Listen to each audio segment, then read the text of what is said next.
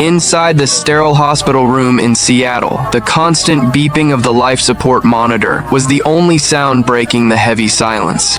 Elena sat rigidly on the edge of the chair, her knuckles stark white as she squeezed Ryan's small, unmoving hand, watching his chest rise and fall in a shallow rhythm. Every blink felt like an eternity as she stared at his pale face, praying for any sign of consciousness. Just outside that room, down the corridor where the fluorescent lights flickered cast long shadows, Mark stood in the quiet corner with a folder clutched tightly against his chest. His hands were trembling violently as he caught the attention of Nicholas, pulling the powerful CEO away from the doorway. With a voice that barely rose above a frantic whisper, Mark opened the folder and forced the documents into Nicholas's hands, stating that the Rush bone marrow and DNA results were finally complete. The words left Mark's lips like a sudden confession, revealing that Elena, the humble woman who had spent 6 grueling years sacrificing her health, her safety, and her very dignity as a nanny, was not just a dedicated caretaker.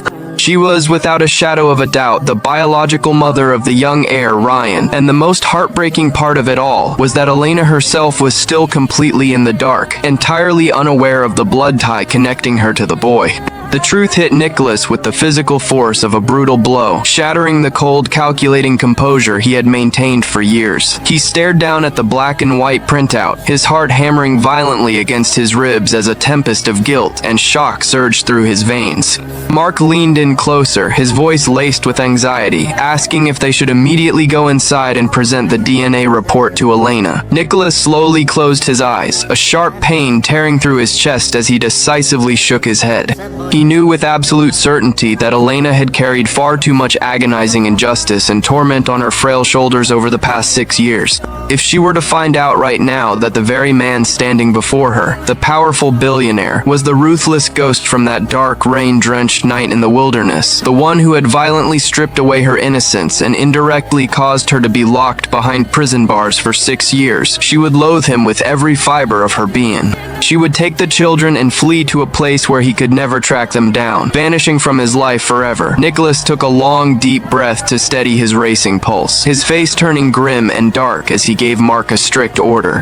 He made it clear that they would hold the truth back for now, focusing instead on hunting down everyone involved in the past and settling the score, piece by piece, debt by debt. By the time Nicholas turned around and walked back into the hospital room, the freezing aura and deadly hostility that usually surrounded him had completely evaporated into thin air. Straight across the punk's face, the impact sent the underling stumbling back.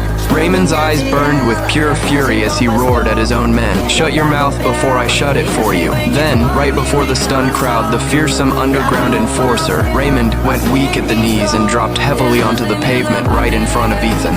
Drenched in a cold sweat, Raymond glared at the heavy Zanset Leo, screaming, "Get down on the ground right now, you idiot! You just offended Mr. Ethan. If he doesn't forgive you today, you will vanish from the face of this earth. Do you understand?" Leo's confidence shattered into pure terror. He started slamming his head against the ground, begging for his life. "I was blind. Please show some mercy and let me live." The punk who brought them there was paralyzed. He never dreamed his ultimate backing would end up groveling like a dog before Ethan. Ethan looked down at the punk with pure disgust. "I never want to see his face again," Ethan said coldly. "He makes me sick. Do you copy?" Raymond nodded frantically. "Crystal clear, sir. Crystal clear." He turned to his elite guards, exploding in rage. "Take him out back right now and toss him into the ocean to feed the sharks." The once arrogant punk was dragged away like a piece of roadkill, his frantic screams fading out down the street. Ethan didn't even blink. He gently took Julianne's warm hand and said softly, "Let's go home." But while Leo groveled faster than anyone on the surface, he was pure poison behind closed doors. Days ago, back in a private clinic, Leo was lounging shirtless while his men massaged his shoulders. His top strategist leaned in, whispering a scheme. "Boss Ethan cares about Julianne more than his own life. Why don't we just kidnap the girl and keep her as your personal prize? If Ethan tries to retaliate, he'll be forced to deploy his secret militia, the Dragon Shadow Guard." The strategist smiled maliciously. "We'll set up a trap to frame him. Once the feds see proof that his illegal militia exists, the government will wipe him out for us. That kid won't be able to touch a hair on your head." Leo burst into a loud laugh, rubbing his chin as he authorized the hit, demanding it be done perfectly. Truth be told, before any of this house went down, Ethan and Julianne had already crossed paths with 3 street thugs on the way. The punks had blocked Julianne at a bridge, leering at her and shamelessly demanding a kiss before they'd let her pass. Julianne tried to call the cops, but the leader snatched her phone with total mocking arrogance. Ethan just stared at them coldly, holding up 3 fingers. "I am giving you exactly 3 seconds to let go of her hand." The thugs laughed, thinking he was a joke, but the moment the time ran out, Ethan turned into lightning.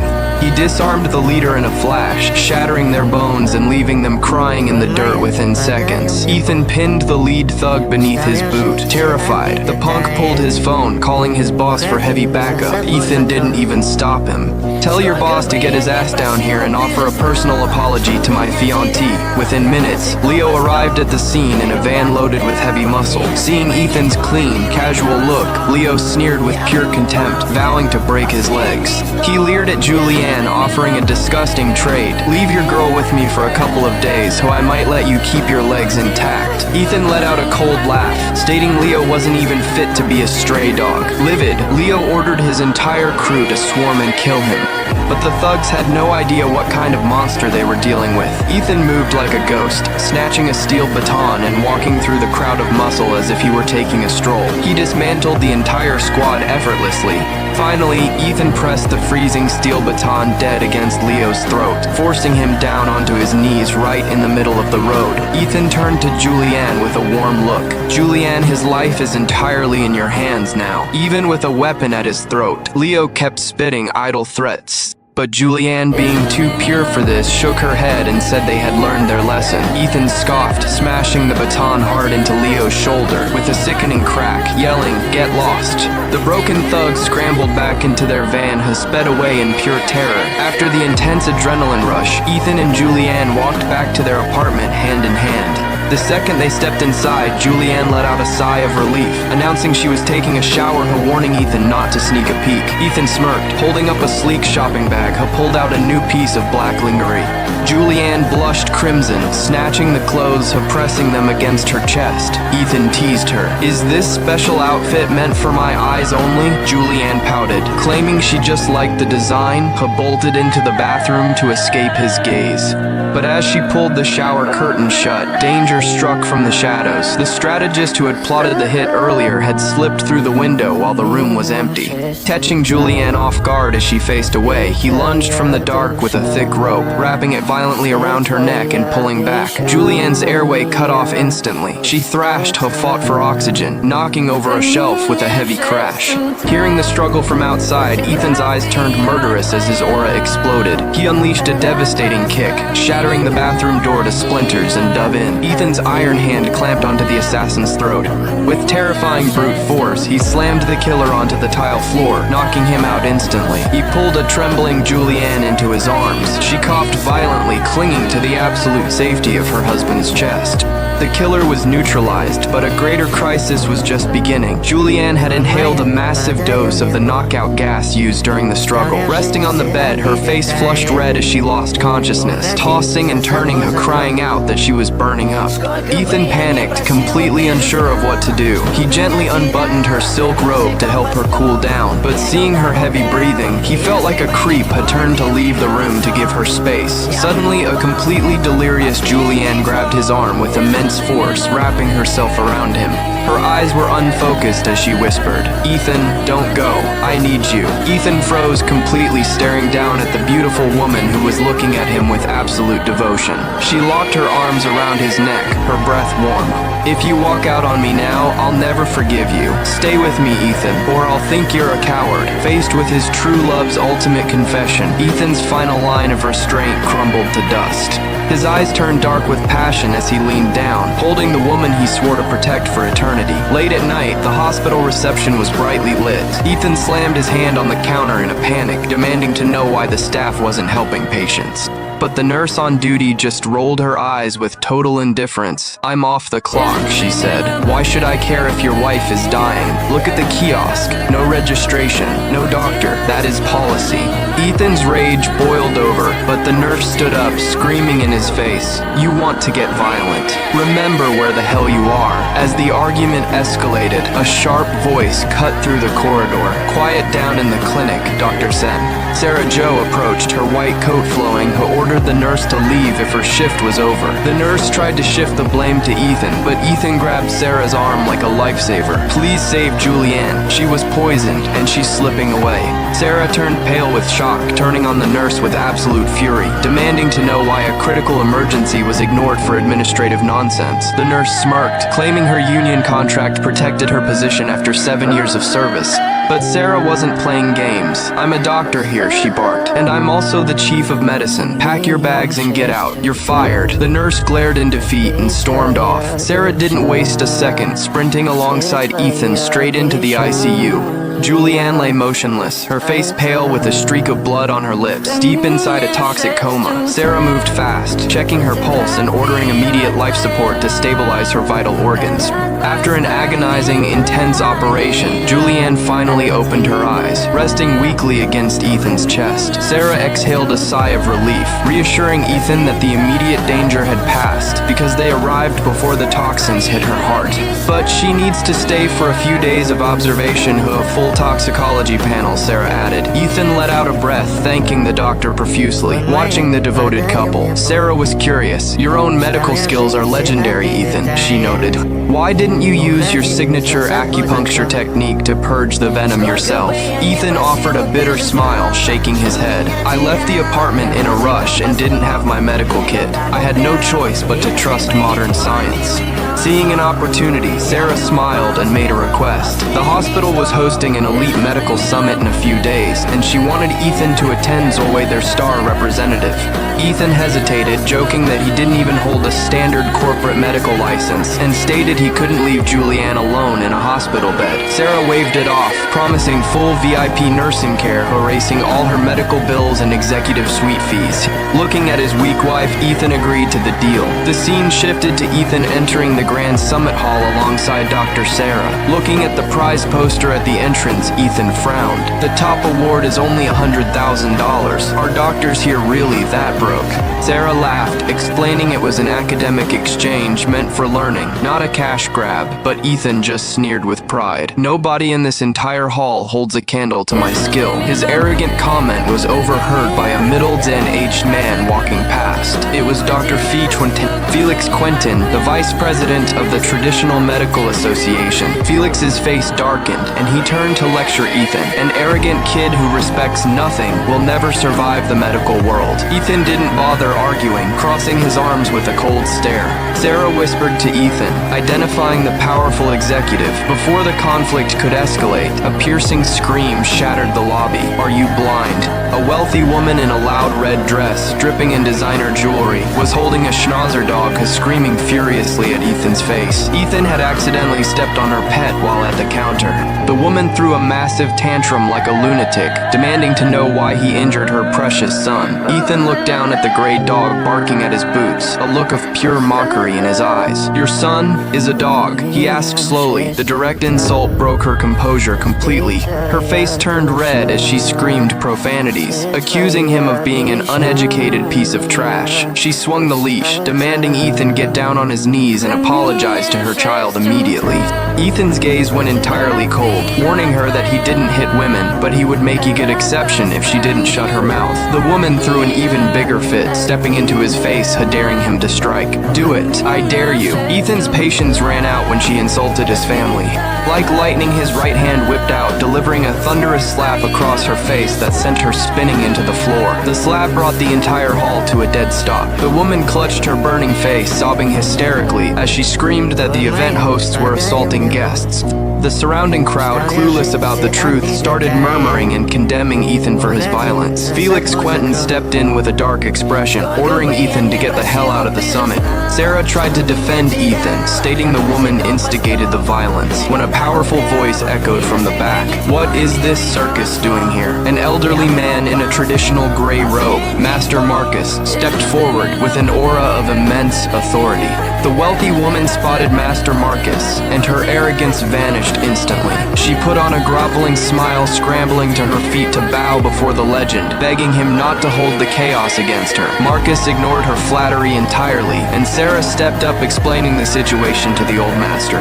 Marcus looked back, stating calmly to the woman, "For my sake, let this matter drop today." The woman was seething with rage, unable to defy Marcus, but she refused to let Ethan walk away intact. She pivoted, throwing out a medical challenge. She pointed to a smug young man in a designer suit, her son, who was Felix's star pupil. "If your score falls below my son's on the exam," she barked, "you will crawl across this floor like a dog." Ethan let out a dark, mocking laugh. Stepping forward to look her dead in the eyes the way he accepted the wager without a single doubt. "But if my score beats your son's," Ethan countered, "you will drop to your hands and knees," he barked 3 times like a real dying mutt. The woman turned pale with fury, but knowing her son was the reigning champion of the academy, she agreed. Marcus looked at Ethan with hidden admiration, agreeing to act as the official witness to the wager. The tournament officially opened, and the host announced a rapid Xanfire digital quiz on medical texts. The first contestant to reach 10 points would win. Felix's star pupil looked back at Ethan, flashing a condescending thumbs, Xan down, mouthing the word garbage. Ethan just sat with his arms crossed, cold and unmoving as a statue. The quiz began, and with hidden help from his mother, the pupil smashed the buzzer over and over again, shouting out textbook answers to reach 4 points fast. The red Xan-dressed woman gloated openly from the front row, whispering to her son as if Ethan were already crawling. Sarah was sweating in panic, clutching Ethan's sleeve, asking what their plan was. But Ethan just smiled, telling her the real show hadn't even started yet. He mocked the textbook questions as child's play, stating he didn't even care to buzz in. Realizing a paper exam proved absolutely nothing, Ethan stood up amidst the mocking laughter of the crowd, raising his right hand toward the judge's table. "I demand an immediate change to the format." His voice cut through the rapid Xanfire quiz, drawing every eye back to his position. Sarah gasped till the pupil's smile froze on his face. Master Marcus adjusted his glasses, asking why he wanted a change. Ethan stood with overwhelming confidence, declaring, "If this is a medical summit, textbook trivia is useless. Bring out real terminal patients onto this stage. We will diagnose and apply therapy right here. Whoever delivers the best result wins the crown." The bold challenge left the hall in a total uproar.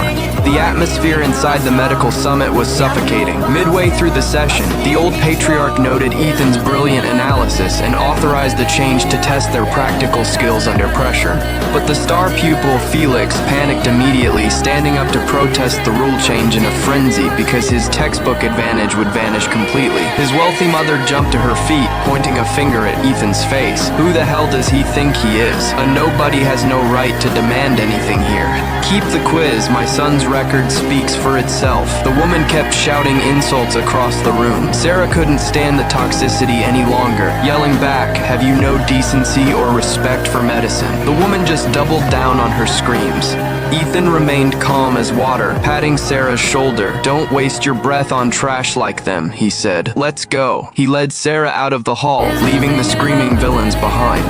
In the corridor, a young girl in a pink dress with pigtails suddenly blocked Ethan's path. She looked at Ethan anxiously, blurting out, "Wait, please." She explained sheepishly that she suffered from a painful, undiagnosed ailment, and begged the famous miracle doctor for help.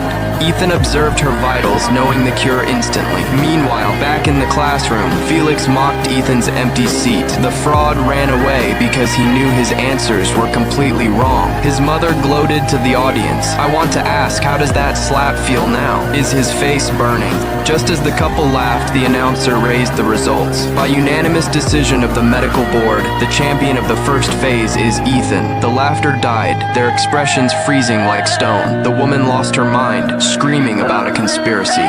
This peasant must have bribed the judges. Old Master Marcus unfolded Ethan's exam scroll, his voice booming. Ethan diagnosed every condition without a single machine, and his prescription is flawless. Even my own methods fall short of his genius. Refusing to believe it, the woman snatched the scroll, but seeing the words, she burst into a crazed laugh. Haha, this fraud diagnosed me with advanced colon cancer. What a joke. My doctor said it is just mild gastritis.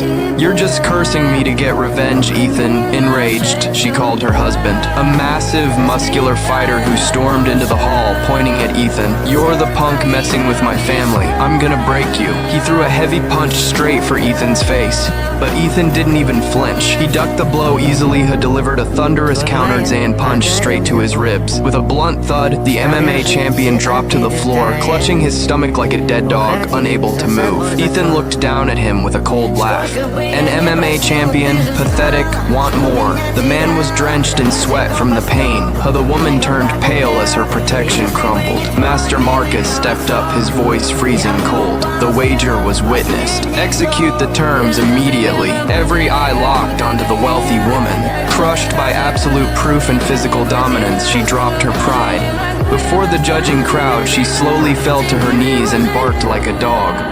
Woof, woof. The hall erupted into thunderous cheers, though Ethan finalized his ultimate revenge with his fists and skills. Inside a private suite, Ethan was holding down the beautiful heiress, Vivian Liu. Vivian lay on the mattress, blushing crimson, panicking.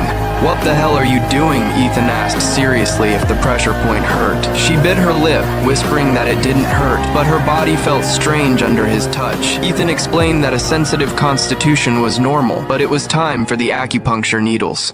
He teased that if she screamed too loud it would ruin his focus, and Vivian barked back that she wouldn't make a sound. But as the silver needles pierced her forehead, thigh, and wrist, the intense simulation made her cry out in pain. Right at that critical second, her father, the head of the Liu Empire, burst in. The scene left the tycoon furious. A strange man was pinning his daughter down while she was exposed. You creep, I am going to end you for touching my daughter. He roared, clenching his fists as his veins popped. Vivian clutched her robe, screaming to stop him. Dad, he's treating my injury. She stated Ethan was the undefeated champion of the medical summit, brought in to fix her legs. The tycoon lowered his hands but glared at Ethan's casual clothes with supreme arrogance and disdain, demanding to know which elite family he belonged to. Ethan brushed off his clothes calmly. I am Ethan. I stand alone with no allegiance to any syndicate, the tycoon sneered, ordering his men to throw him out. Faced with the tycoon's disdain, Ethan's aura erupted. The tycoon asked what legacy he held to command respect. Ethan crossed his hands behind his back, staring dead into his arrogant eyes as he delivered the truth. I am the sovereign emperor of the ancient dynasty. I built the grand canals, established the elite academies, raised the great walls to crush the barbarian hordes. My people lived in absolute peace. Does that suffice? The tycoon laughed, like it was a joke, calling him a lunatic since the emperor had died 1,000 years ago. An imposter claiming the throne in my house? The scene flashed back to the parking lot standoff, where Raymond and his thugs mocked Ethan, stating contracts had been put out on his head. But Ethan just crossed his arms, asking Raymond if he remembered the true commander of the Shadow Guard. The enforcer laughed, calling it a desperate bluff. The Empire fell centuries ago, you broke loser. You think an old legend can save your skin today? He ordered his men to execute Ethan on the spot. Back in the room, the tycoon lunged to strike Ethan. Ethan didn't even look back, unleashing an imperial martial arts technique with a reverse palm strike. With a deafening crash, the tycoon was sent flying, smashing hard against the wall. He turned pale, shocked by the kid's martial dominance, but vowed Ethan would never leave the estate alive. The scene cut back to the street confrontation. Raymond's crew was completely out of control. The enforcer sneered, revealing he deployed half his syndicate and 2,000 armed men were closing in on their position. Stay out out of this. Liu family, I can crush you with a wave of my finger. Vivian panicked, clutching her father's sleeve through her tears. Faced with a life Zan or Zan death crisis, the tycoon ordered his daughter to run toward the safe zone while he stayed behind to block Raymond's advance. But Ethan stepped in front of everyone calmly. My business, my rules, Ethan stated. There is no emperor here. Take me to the mastermind. Raymond smirked, ordering his men to beat him to death. Suddenly, the tycoon raised his hand, roaring, "Stop!" What did he discover on Ethan to freeze the battlefield? Inside the dark, freezing warehouse, the second Zan Inzan command of the Wang Syndicate raised his blade toward Julianne, who was tied to the rack. He laughed, mocking Ethan as a weak fool who would sacrifice everything for a woman. Ethan stormed in alone, facing the killer without a single trace of fear. "You walked right into my trap, Prince of the Fallen Empire. I'm going to ruin her right before your eyes. He'll leave you completely broken and helpless." He reached out to touch Julianne violently. The air turned completely still as Ethan's eyes shifted. Moving like a shadow, he executed the commander with a single lethal strike. The tables turned. Raymond's crew fled the warehouse in pure panic. Ethan rescued Julianne, walking out into the sun.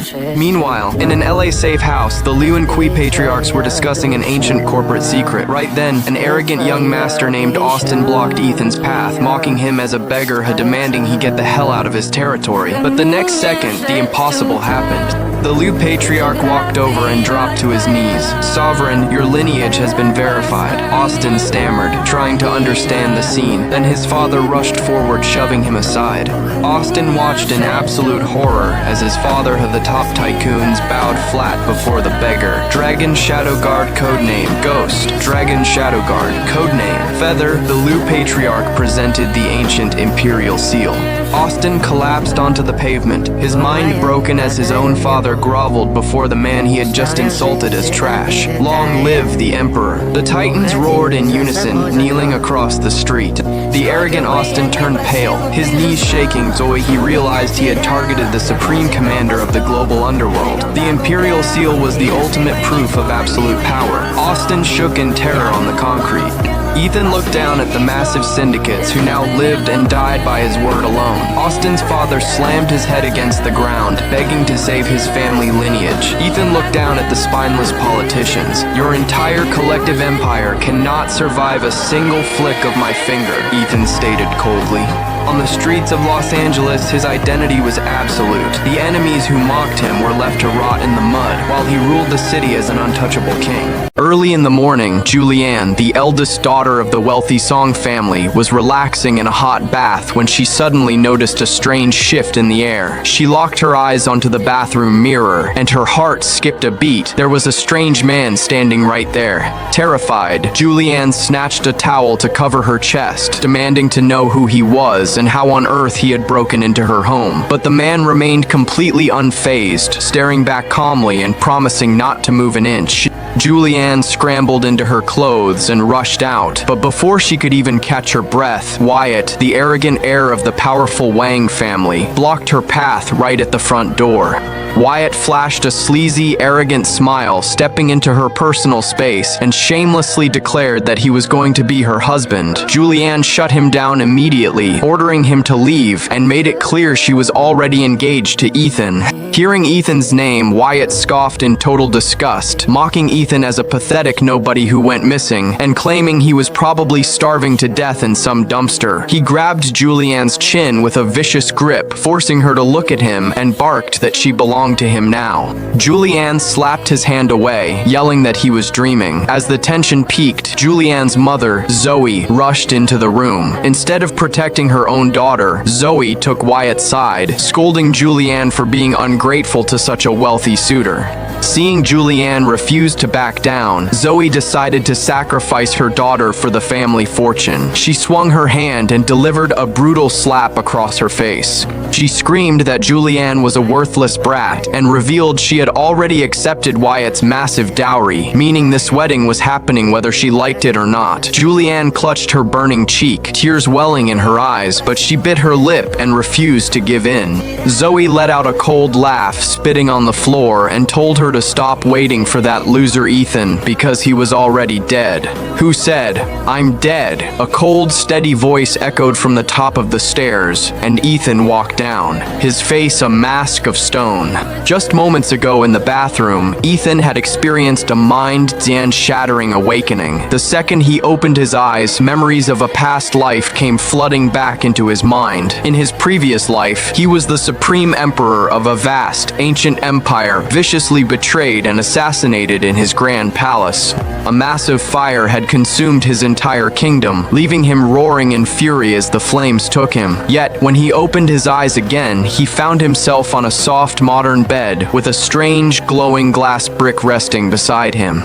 Ethan stared at his unfamiliar reflection in the mirror, whispering to himself, I have been reborn. Back in reality, Ethan stepped in front of Julianne, shielding her from the toxic crowd, and locked his cold gaze onto Zoe and Wyatt. He announced to the room that Julianne was his fiancée, and no one would ever take her from him. Zoe laughed at him like he was a complete lunatic, mocking him as a broke loser who didn't deserve her daughter.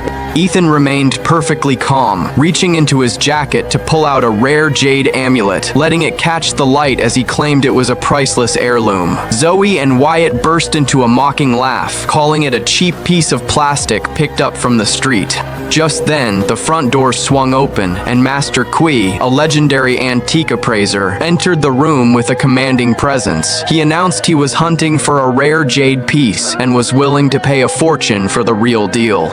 Ethan stepped forward, completely ignoring the rich trolls, and directed his attention to an ancient painting Cuelao brought. He pointed out that while the forgery was brilliant, the artist made a fatal mistake on the lady's hand.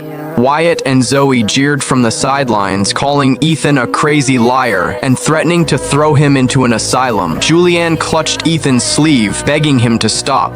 But Master Kui silenced the room with a sharp glare, humbly asking Ethan to explain the flaw. Ethan pointed at the scroll and explained calmly, the lady's finger should be curved upward, but here it bends down.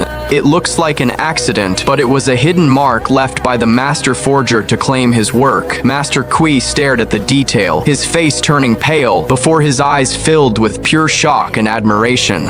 He bowed deeply to Ethan, his voice filled with reverence, admitting that he had just been thoroughly schooled. The display left Wyatt and Zoe completely paralyzed. As Master Kui prepared to leave, his eyes caught the jade amulet Ethan was tossing casually. The old master froze, his breath catching in his throat, and begged Ethan to let him examine the piece. Wyatt sneered, claiming a broke loser could never hold real treasure. Master Kui ignored him, taking the amulet with shaking hands, his amazement growing with every second. He looked up at Ethan with absolute seriousness, demanding to know the origin of the jade. Ethan replied coolly that it was a 1 zan of Dine Zan kind heirloom. Master Kui took a deep breath and delivered a bombshell announcement to the room. The jade amulet was an authentic legendary artifact worth no less than $50 million. 50 million. Zoe gasped, her eyes popping out, her jaw dropping as she stared at the artifact in awe, while Wyatt's face turned completely grim. After the shocking revelation, Master Kui's attitude toward Ethan shifted completely. He asked with immense respect if Ethan belonged to a grand lineage, and confessed he had recently acquired a mysterious artifact that modern machines failed to identify. He begged Ethan to come help him examine the piece. Ethan paused, gave a firm nod, and turned to Julianne, telling her not to worry. Master Kui led Ethan outside to a sleek black luxury sedan. Being from an ancient era, Ethan had never seen a car, and asked curiously what kind of beast this was. The old master laughed, joking that Ethan acted like a time-zan traveler who didn't know what a BMW was. Ethan smiled back, playing along with the joke before politely gesturing for the elder to enter first, displaying the flawless manners of a true monarch. They soon arrived at Master Kui's private vault. The elder told Ethan to make himself at home while he went to retrieve the artifact. Ethan walked around the room when suddenly his footsteps froze in front of a display. Hanging right inside the glass case was his own grand grand imperial scarlet robe, and resting just beneath it was the legendary sword he had wielded in his past life.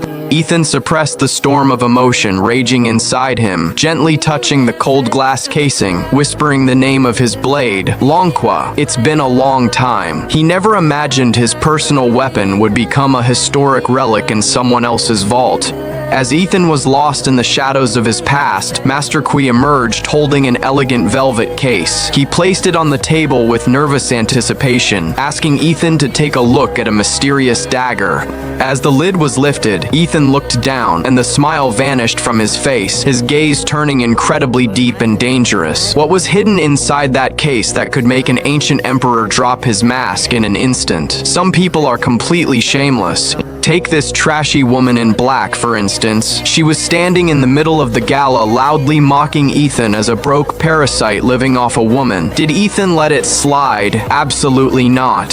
He lunged forward, locking his hand around her throat, his eyes cold as death as he delivered a chilling warning. Insult his girl one more time, and he'd break her neck. The woman turned pale, sobbing and begging for mercy, before Ethan tossed her to the floor like a piece of garbage.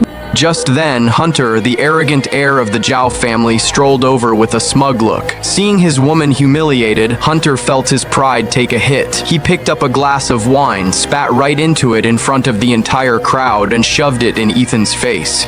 He ordered Ethan to drink the disgusting cocktail while leering at Julianne, claiming that if she pleased him tonight, he might let this slide. Thomas, the powerful patriarch of the Sun family, rushed into the room, and Ethan mentioned he could cure the old man's terminal illness. But when Thomas asked about his training and Ethan casually named an ancient medical master from centuries ago, Thomas felt his intelligence was being insulted. An ancient master? He's been dead for 1,000 years. Thomas roared in fury, believing Ethan was mocking him. Wyatt, standing nearby with his arm in a sling, joined Hunter in laughing at Ethan like he was a lunatic. Thomas ordered his security team to break Ethan's legs and toss him out into the street. Suddenly, a guard rushed in, reporting the old patriarch had collapsed and was in critical condition. Right on cue, Dr. Lee stepped forward, bragging that his family held the secret medical texts of the gods. Thomas grabbed onto him like a lifesaver, rushing the entire entourage straight to the medical wing. You might be wondering about that glass of contaminated wine. Did Ethan actually drink it? Let's rewind the tape a few minutes. Ethan took the glass with a blank expression while Hunter kept gloating, thinking he won. The next second, Ethan exploded, grabbing Hunter by the throat, forcing the entire glass of wine down his throat. Wyatt froze in shock, then grabbed a heavy wine bottle, trying to blindside Ethan from behind. But Ethan moved as if he had eyes in the back of his head. He disarmed Wyatt in a flash, snatched the bottle, and smashed it right over Wyatt's forehead. Blood poured down Wyatt's face as he collapsed, screaming in agony. The security team rushed in, and seeing Ethan held no status, they sneered and prepared to drag him to the patriarch for judgment. The scene shifted to the corridor outside the ICU. Wyatt and Hunter were back to their old tricks, demanding Ethan and Julianne get on their knees and beg, or they would destroy the Song family completely. Julianne, terrified of their immense power, tried to pull Ethan away, but the guards blocked her exits with a heavy line. At that exact second, the supreme leader of the Kui Empire made a grand entrance, his voice booming through the hall. "Stand down," he commanded, shaking the corridor. The rich snobs tried to fuel the fire, claiming the Songs were nobody, and that Ethan had started the fight. But Master Kui just let out a cold laugh, announcing that Ethan and his fiancée were his personal guests, and throwing them out was an insult to the Kui family name. The revelation left the arrogant Wyatt completely silent and terrified. Let's cut back to the main ballroom for a second. The moment Ethan and Julianne had arrived, they ran straight into Ethan's toxic ex Clara. This woman had ruined Ethan's life in the past to climb the social ladder, but now she had the nerve to mock him as a brainless street rat. Meanwhile, back in the alternate timeline of the ballroom, the security chief was moving in on Ethan. Ethan cracked his knuckles, looking at the guards closing in. He let out a dark, calm laugh. "This brings back memories. This is exactly how I dealt with assassins." The words left his mouth, and Ethan turned into a god of war, crushing the massive guards within seconds, leaving them sprawled across the floor like broken toys. As Ethan cleared the room, Thomas finally arrived, announcing the gala was cancelled due to his father's emergency. He offered a desperate reward. Anyon, who could cure the patriarch's fatal stroke, would win a massive bounty for the eternal loyalty of the Sun family syndicate. Ethan evaluated the condition from afar, stating calmly, "I can cure him." But Thomas didn't believe a word, telling him to get out of his sight. Ethan dropped a warning, telling him not to beg later. He walked away with Julianne. Inside the ICU, the self-Jan proclaimed miracle Dr. Lee was preparing his treatment. To show off his skills, he accurately named the exact timeline of the patriarch's illness, winning Thomas's absolute trust. Dr. Lee raised his silver needle, aiming for the final critical nerve. Just as the needle was about to pierce the skin, Ethan's voice boomed through the room like thunder. "Stop, that needle will kill him instantly." Ethan explained calmly that while the nerve stimulates awareness, the patriarch's airway was completely blocked, meaning forced stimulation would trigger a fatal seizure. But Dr. Lee panicked, accusing Ethan of sabotaging his work. A blinded Thomas barked at Ethan to get lost, so Ethan shook his head and walked out without looking back. The moment Ethan left, Dr. Lee slammed the needle in. Surprisingly, the old patriarch opened his eyes. Thomas cheered, and the crowd praised Lee as a god.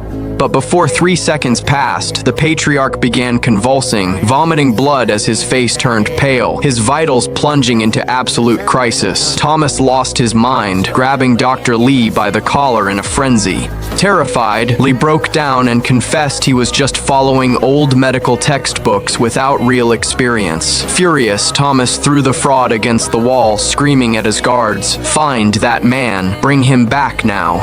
The Sun family henchmen ran at full speed, catching Ethan and Julianne right at the estate gates. Their attitude flipped completely, begging Ethan on their knees to show mercy and save their dying patriarch. With Julianne gently urging him, Ethan agreed to turn back. When he Jan entered the ICU, the scene was legendary. The once Jan arrogant Thomas, alongside Hunter, Wyatt, and Dr. Lee, were all lined up on their knees, bowing before him. Thomas slammed his head against the floor, begging for mercy, and stated Ethan could do whatever he wanted with the thugs.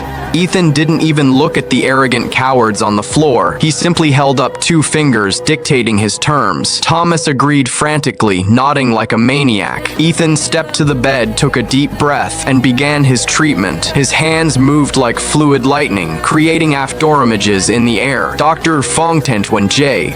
Lee watched from his knees, his eyes wide with horror. This is the legendary lost art of the gods. Are you a disciple of the ancient masters? Ethan retrieved his needles, announcing calmly that the patriarch would wake up shortly. The blockage completely cleared. "He has 3 good years left," Ethan stated. Thomas went wild with joy, offering a massive banquet in his honor. Then Ethan declined, stating he only took his rightful fee. Julianne accepted the black card preloaded with $50 million, so they prepared to leave together. In the corridor, Master Kui stopped Ethan with a warm smile, mentioning his granddaughter suffered from a bizarre, incurable condition, who begged for the Master's help. Ethan glanced at Julianne, who gave a supportive nod, so Ethan slapped the old master's shoulder with a laugh. "Say no more, old friend. Your business is my business. Let's go." Ethan and the beautiful Vivian Quay stood in the corridor, arguing over her mysterious medical condition. Vivian scoffed in disbelief, accusing Ethan of being a fraud who got his intel from her grandfather, claiming no one could diagnose an illness just by looking at someone. But Ethan remained perfectly detached, stating that true medicine lies in observing the subtle shifts of the body. Vivian let out a cold laugh, trying to humiliate him with a private question. "Fine, tell me, am I still pure?" Master Kui frowned, thinking the answer was obvious since his granddaughter despised all men and kept her distance from society. But Ethan's next words left the entire room paralyzed.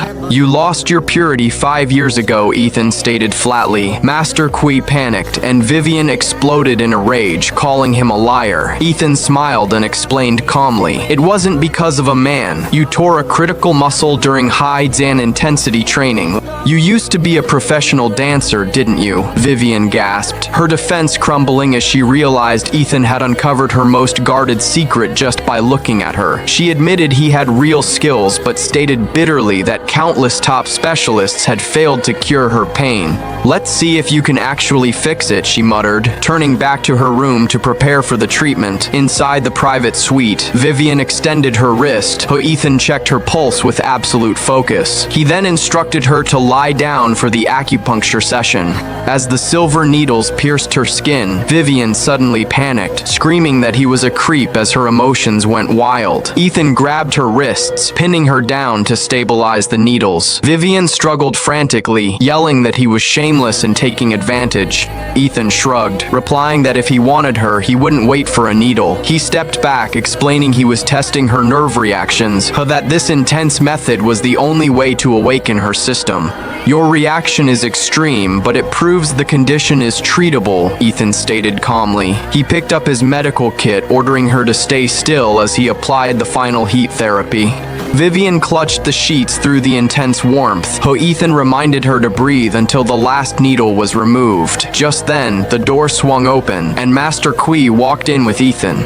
Vivian still glared at Ethan with pure disgust, stating she already had a personal physician and didn't need a stranger. Seeing her try to throw him out, Ethan stopped by the door using a psychological trick in front of her grandfather. "If I name your exact condition right now, will you take the treatment?" Ethan stepped closer, whispering the diagnosis directly into her ear. She was suffering from a severe case of intimacy aversion. Vivian's face drained of color, and Ethan knew he hit the bullseye. Ethan returned to the living room to talk with Master Kui when the front door was thrown open violently. Dr. Claire Zhou, dressed in an elegant designer gown, marched in demanding to know who was messing with her patient. She scolded Vivian for trusting a random stranger, especially a man. Claire held herself with elite arrogance, mocking Ethan's methods. "I'm a top specialist and I couldn't cure her. What makes a kid with ancient, outdated needles think he can do anything?" Ethan didn't bother arguing. He crossed his arms with a cold laugh. "We can find out right now," he challenged. Claire doubled down, demanding his medical license and credentials. To shut her up, Ethan threw out a Haidzan stakes wager. If he cured Vivian today, Claire had to get on her knees and apologize. Claire laughed hysterically, agreeing to the bet, but stated that if he failed, she would have him arrested immediately. Vivian, furious at being used as a trophy, tried to cancel the session, but Master Kui stepped in, ordering his granddaughter to cooperate, telling Claire that a true doctor shouldn't fear a test. Faced with the patriarch's authority, Vivian reluctantly agreed. Back in the room, Ethan instructed Vivian to remove her outer jacket. Vivian resisted fiercely, claiming she wasn't wearing anything underneath, telling him to get out while she changed into a robe. Ethan remained entirely detached, stating that hiding the nerves just made the process tedious and complicated. Vivian snapped, asking if he just wanted to stare at her body. Ethan exhaled, stating he had zero interest in her. Even if she begged him to look, he wouldn't bother. Vivian finally relented and shed her jacket. Ethan observed her vitals, noting her development was normal, meaning the condition hadn't reached ruin. At her frantic urge, Ethan told her to lie down and began the session. Once the treatment concluded, Ethan returned to the living room. Master Kui jumped up to ask for the results. Right then, Claire threw the bedroom door open, pointing at the bed sheets drenched in fluid, screaming at Ethan for assaulting her patient. Ethan wiped his hands calmly. "That is just detox sweat. The nerve blockage is cleared.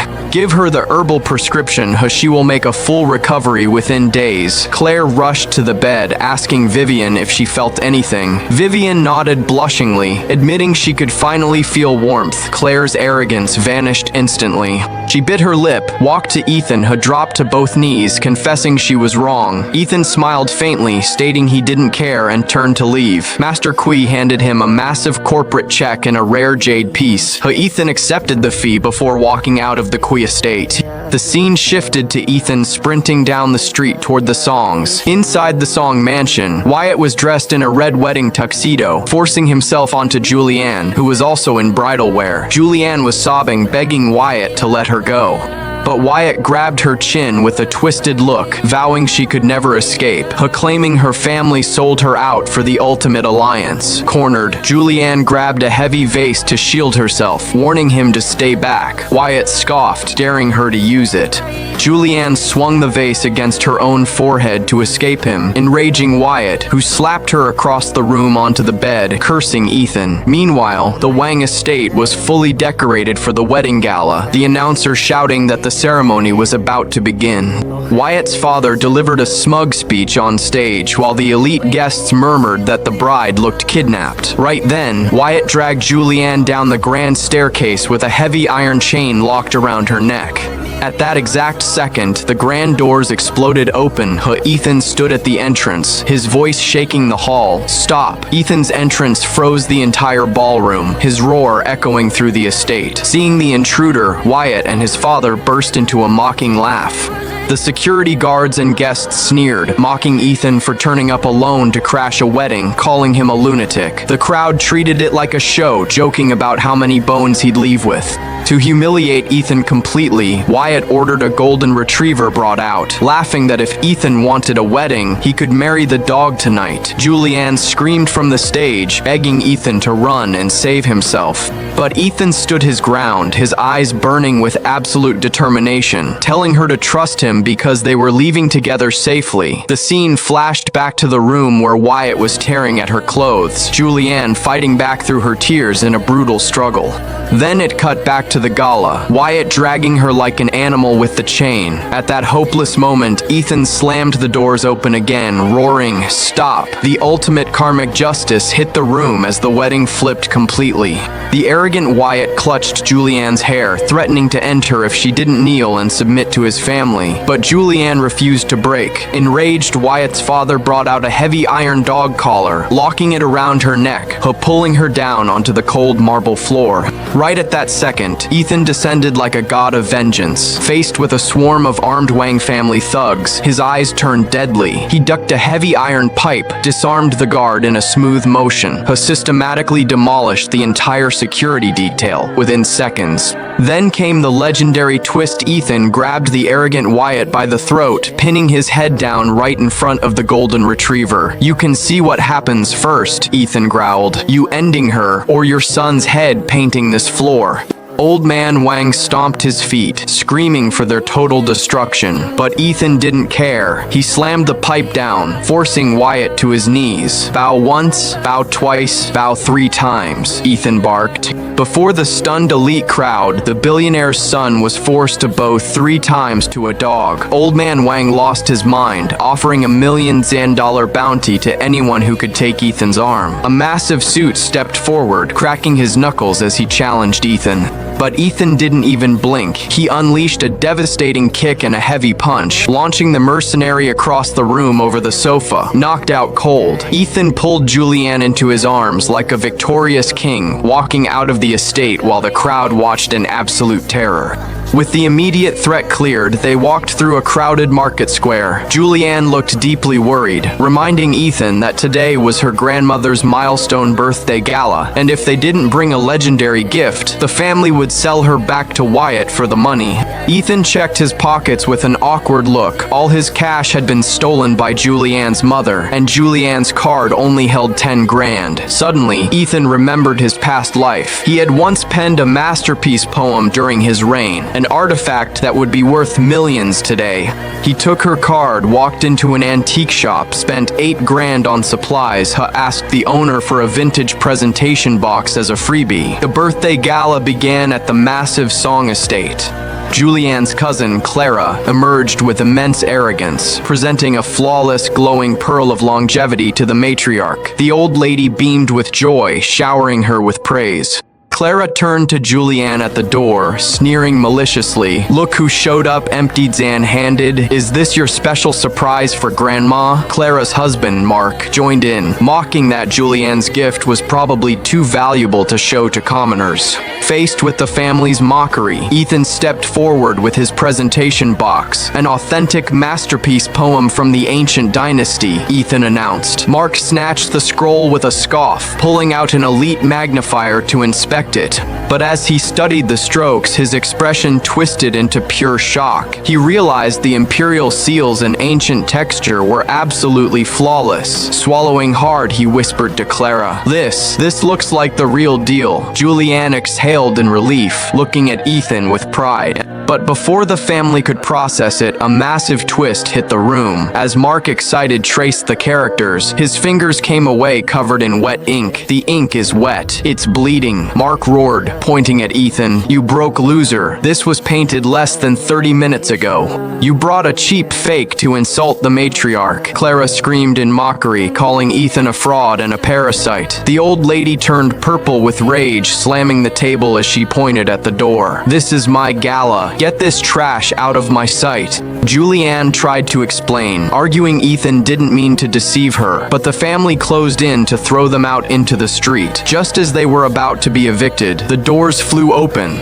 Master Kui arrived, flanked by a wall of heavy bodyguards. The chaotic room fell into an instant, dead silence. The old lady immediately put on a fake, groveling smile. "Master Kui, what an honor. If I knew you were coming, I would have greeted you at the gates." The tycoon waved his hand dismissively. "I heard it was your birthday, but I also heard a debate over an ancient imperial poem. May I see it?" Mark, thinking he found an ally, presented the bleeding scroll, claiming it was a cheap scam. Master Kui unrolled the piece, his calm eyes widening in pure awe the second he touched the paper. The strokes flow like water, the characters rise like smoke. He gasped. "This carries the true majesty of the ancient kings, a masterpiece." Clara froze, asking nervously, "But Master Kui, the ink is still wet. How can it be real?" Kui glared at her. "What do you know? The wetness is a secondary reaction caused by poor storage in a humid vault. This is a 100% authentic artifact." The tycoon turned to the matriarch, holding up 5 fingers. "If the songs don't want it, I will pay $50 million cash for it right now. 50 million. The number paralyzed Mark and Clara on the spot. The old lady, seeing the scroll was worth a fortune, flipped her attitude instantly. She snatched the poem back, holding it tight against her chest with a greedy smile. "Oh, Master Kui, I couldn't possibly sell it. This is a gift from my wonderful grandson Zan in Zan Law. It must stay in the family legacy." Master Kui sighed in disappointment, but dropped the matter, presenting his own gift, a rare jade carving. The gala reached a peak of celebration, but right at the height of their joy, the grand doors were kicked open with a loud bang. A scarred mercenary chief stormed in with a squad of heavily armed thugs. "Who the hell is Ethan? Step out." Ethan frowned and stood up. The thug chief gestured to his men. "Take him," Julianne screamed, trying to block them, but was shoved aside. Ethan prepared to unleash his power, but the thugs were professional and armed. In the chaos, a thug smashed a heavy vase over the back of Ethan's head. With a sickening crack, Ethan's vision went dark and he collapsed onto the floor. "Ethan, wake up!" Julianne sobbed in despair as the thugs dragged him away like a dead dog. When Ethan woke up, he was inside a cold, damp, underground warehouse tied tightly to a heavy wooden chair with thick ropes. A bucket of ice water was thrown over his face, snapping him awake. A tattooed enforcer in a designer shirt walked up, flipping a tactical blade. He tapped the blade against Ethan's cheek with a smirk. "Nice snap, kid. Know who paid for your head? The heir of the Wang family. $50 million cash to make you disappear forever." Ethan spat blood, his eyes remaining entirely detached and cold. "So that dog who knelt before a hound spent his life savings," the enforcer sneered, raising his blade. "Arrogant until the end. Blame your poor luck, kid. In your next life, watch who you cross." His eyes turning murderous, the enforcer lunged, driving the blade straight for Ethan's throat. "Stop." The blade froze inches from Ethan's skin. The enforcer's eyes locked onto a hidden mark on the side of Ethan's neck, exposed during the struggle, an ancient imperial brand that pulsed with absolute authority. The enforcer's hand shook violently, the blade slipping from his fingers. The malice in his eyes was replaced by a primal soul's and deep terror. "That mark, is that the legendary crest of the Dragon King?" he whispered, his voice cracking. Who the hell are you?" Ethan looked down at the terrified assassin, a dangerous smile appearing on his face. What did this ancient crest truly signify? Did the Wang family's $50 million buy Ethan's life, or did they just purchase the absolute annihilation of their own lineage? The enforcer clutched Ethan's neck in a panic, demanding to know how a broke loser knew about the sacred crest, screaming about a leak. Ethan remained completely calm inside his bonds, letting out a mocking laugh, who told him to check the artifact resting in his inner jacket pocket. A guard ripped the jade piece out, handing it to the enforcer. The second the enforcer saw the imperial carving under the dim light, his face turned pale as a ghost. The imperial blood jade, he gasped. He looked at Ethan in pure disbelief, asking if he was the true emperor's heir before doubting the piece and claiming it had to be a brilliant fake. Ethan unleashed a thunderous roar. Silence! A mere servant of the Dragon Clan dares to stand before this crest without kneeling. The enforcer's mind shattered with fear, and he dropped heavily to his knees, slamming his head against the floor as he cried out, "The humble servant greets the sovereign." Ethan glanced down coldly. "Are you going to leave your master tied up?" The enforcer scrambled to his feet, pulling his blade to slice the ropes in panic. Free from his bonds, Ethan massaged his wrists, sitting calmly on the chair, while the billionaire enforcer knelt to tend to his shoes in absolute submission. Ethan remarked that after all these centuries, the clan remained loyal to the empire. The enforcer kept his head low, vowing they would never defy the ancestral code. A guard approached, confused by his boss kneeling before a kid, asking if it was hypnosis. Hearing the guard's doubt, the enforcer froze, a sudden realization hitting him. "Wait, I am the master of the underworld ruling this territory. He's just a ghost from an ancient story. Why the hell am I on my knees?" His face turning savage, the enforcer stood up, pointing his blade at Ethan, demanding he get on his knees instead. Ethan let out a cold laugh at his betrayal. "A mere enforcer thinks he can defy me. What if I show you this?" Ethan reached into his jacket, pulling out a solid gold imperial seal wrapped in scarlet silk, slamming it onto the table with immense force. Seeing the official seal of the Supreme Monarch, the enforcer's soul left his body.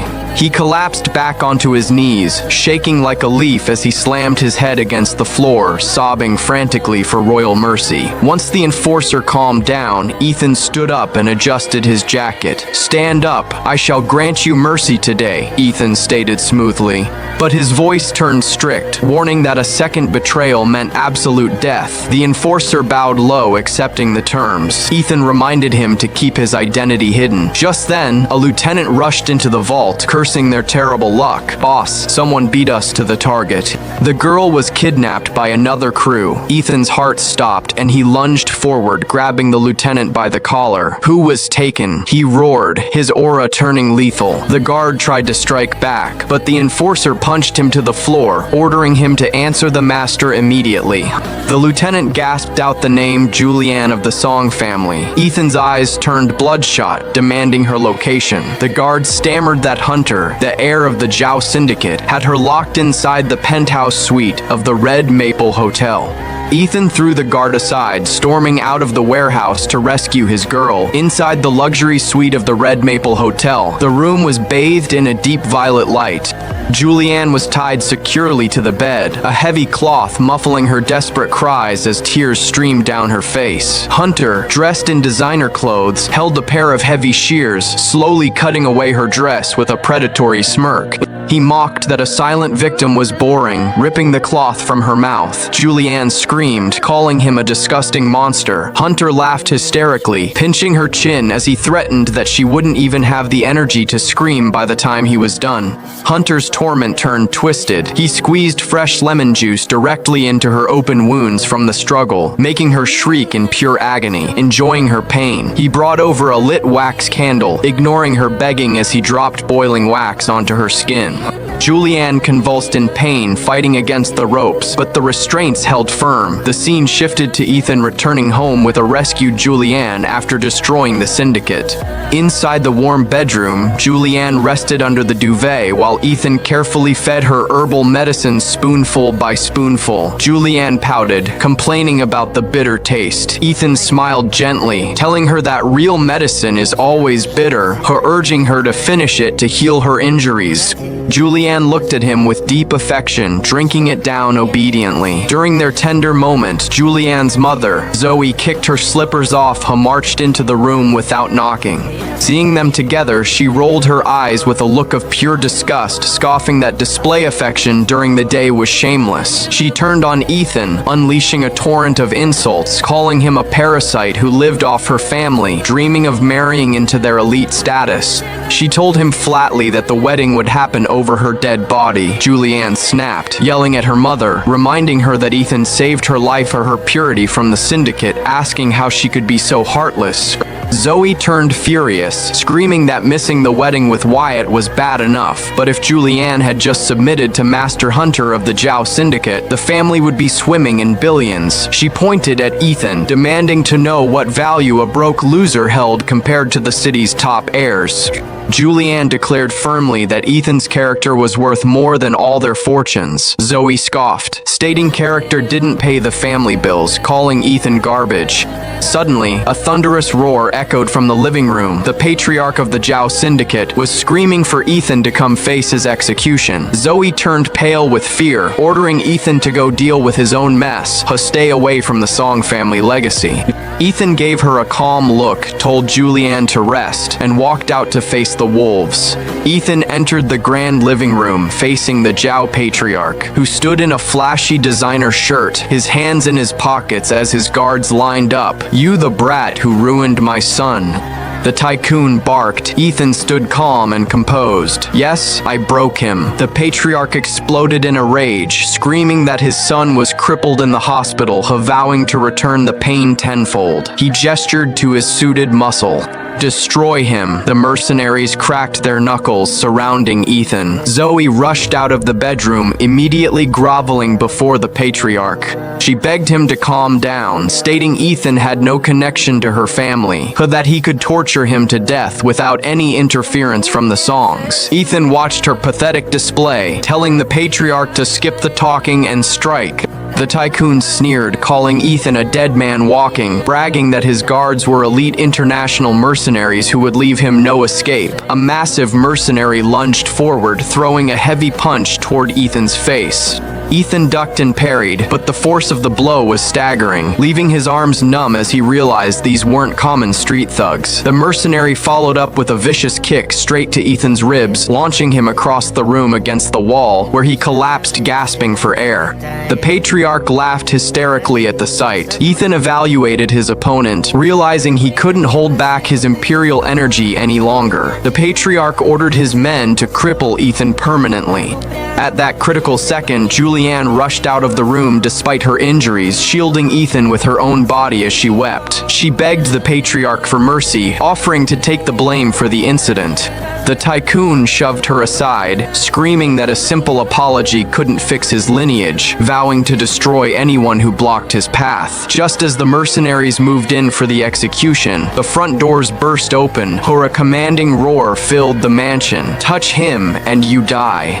The leader of the city's top security syndicate entered with a platoon of heavily armed men. The Zhao patriarch froze, his arrogance vanishing as he groveled before the reinforcement, asking why the supreme boss was interfering in a common turf dispute. The boss ignored him, stepping to the center of the room. "I am making this clear, Ethan is under my personal protection," the patriarch argued, asking if he was willing to start a war over a nobody. The boss let out a cold laugh, pointing his weapon at his face. "Try me. Does your family have the power to survive a war with my empire?" Faced with absolute military and financial dominance, the patriarch turned pale, unable to speak. The boss waved his hand, his voice booming. "Get the hell out of my sight before I lose my patience." Terrified by the supreme power, the tycoon swallowed his pride, ordering his men to retreat as they scrambled out of the Song Mansion. With the threat cleared, the room went quiet. Ethan stood calm and collected while the supreme boss and his men approached him, bowing deeply, respectfully respectfully asking the master to step outside to the courtyard. Outside the gates, the billionaire boss bent his knee before Ethan. "The clan has arrived to offer our deepest apologies to the sovereign." He gestured to a fleet of luxury vehicles loaded with rare artifacts and treasures, hoping to clear his master's wrath. Then, he pulled a black card from his jacket, presenting it with both hands, stating it held $1 billion in liquid cash, promising to bring more whenever the master commanded. Ethan took the card with a blank expression, stating he would accept the cash, but he ignored the mountain of treasures, ordering the boss to take the junk away. The boss panicked, begging Ethan to accept everything, claiming his entire clan would live in absolute terror if the sovereign refused their offering.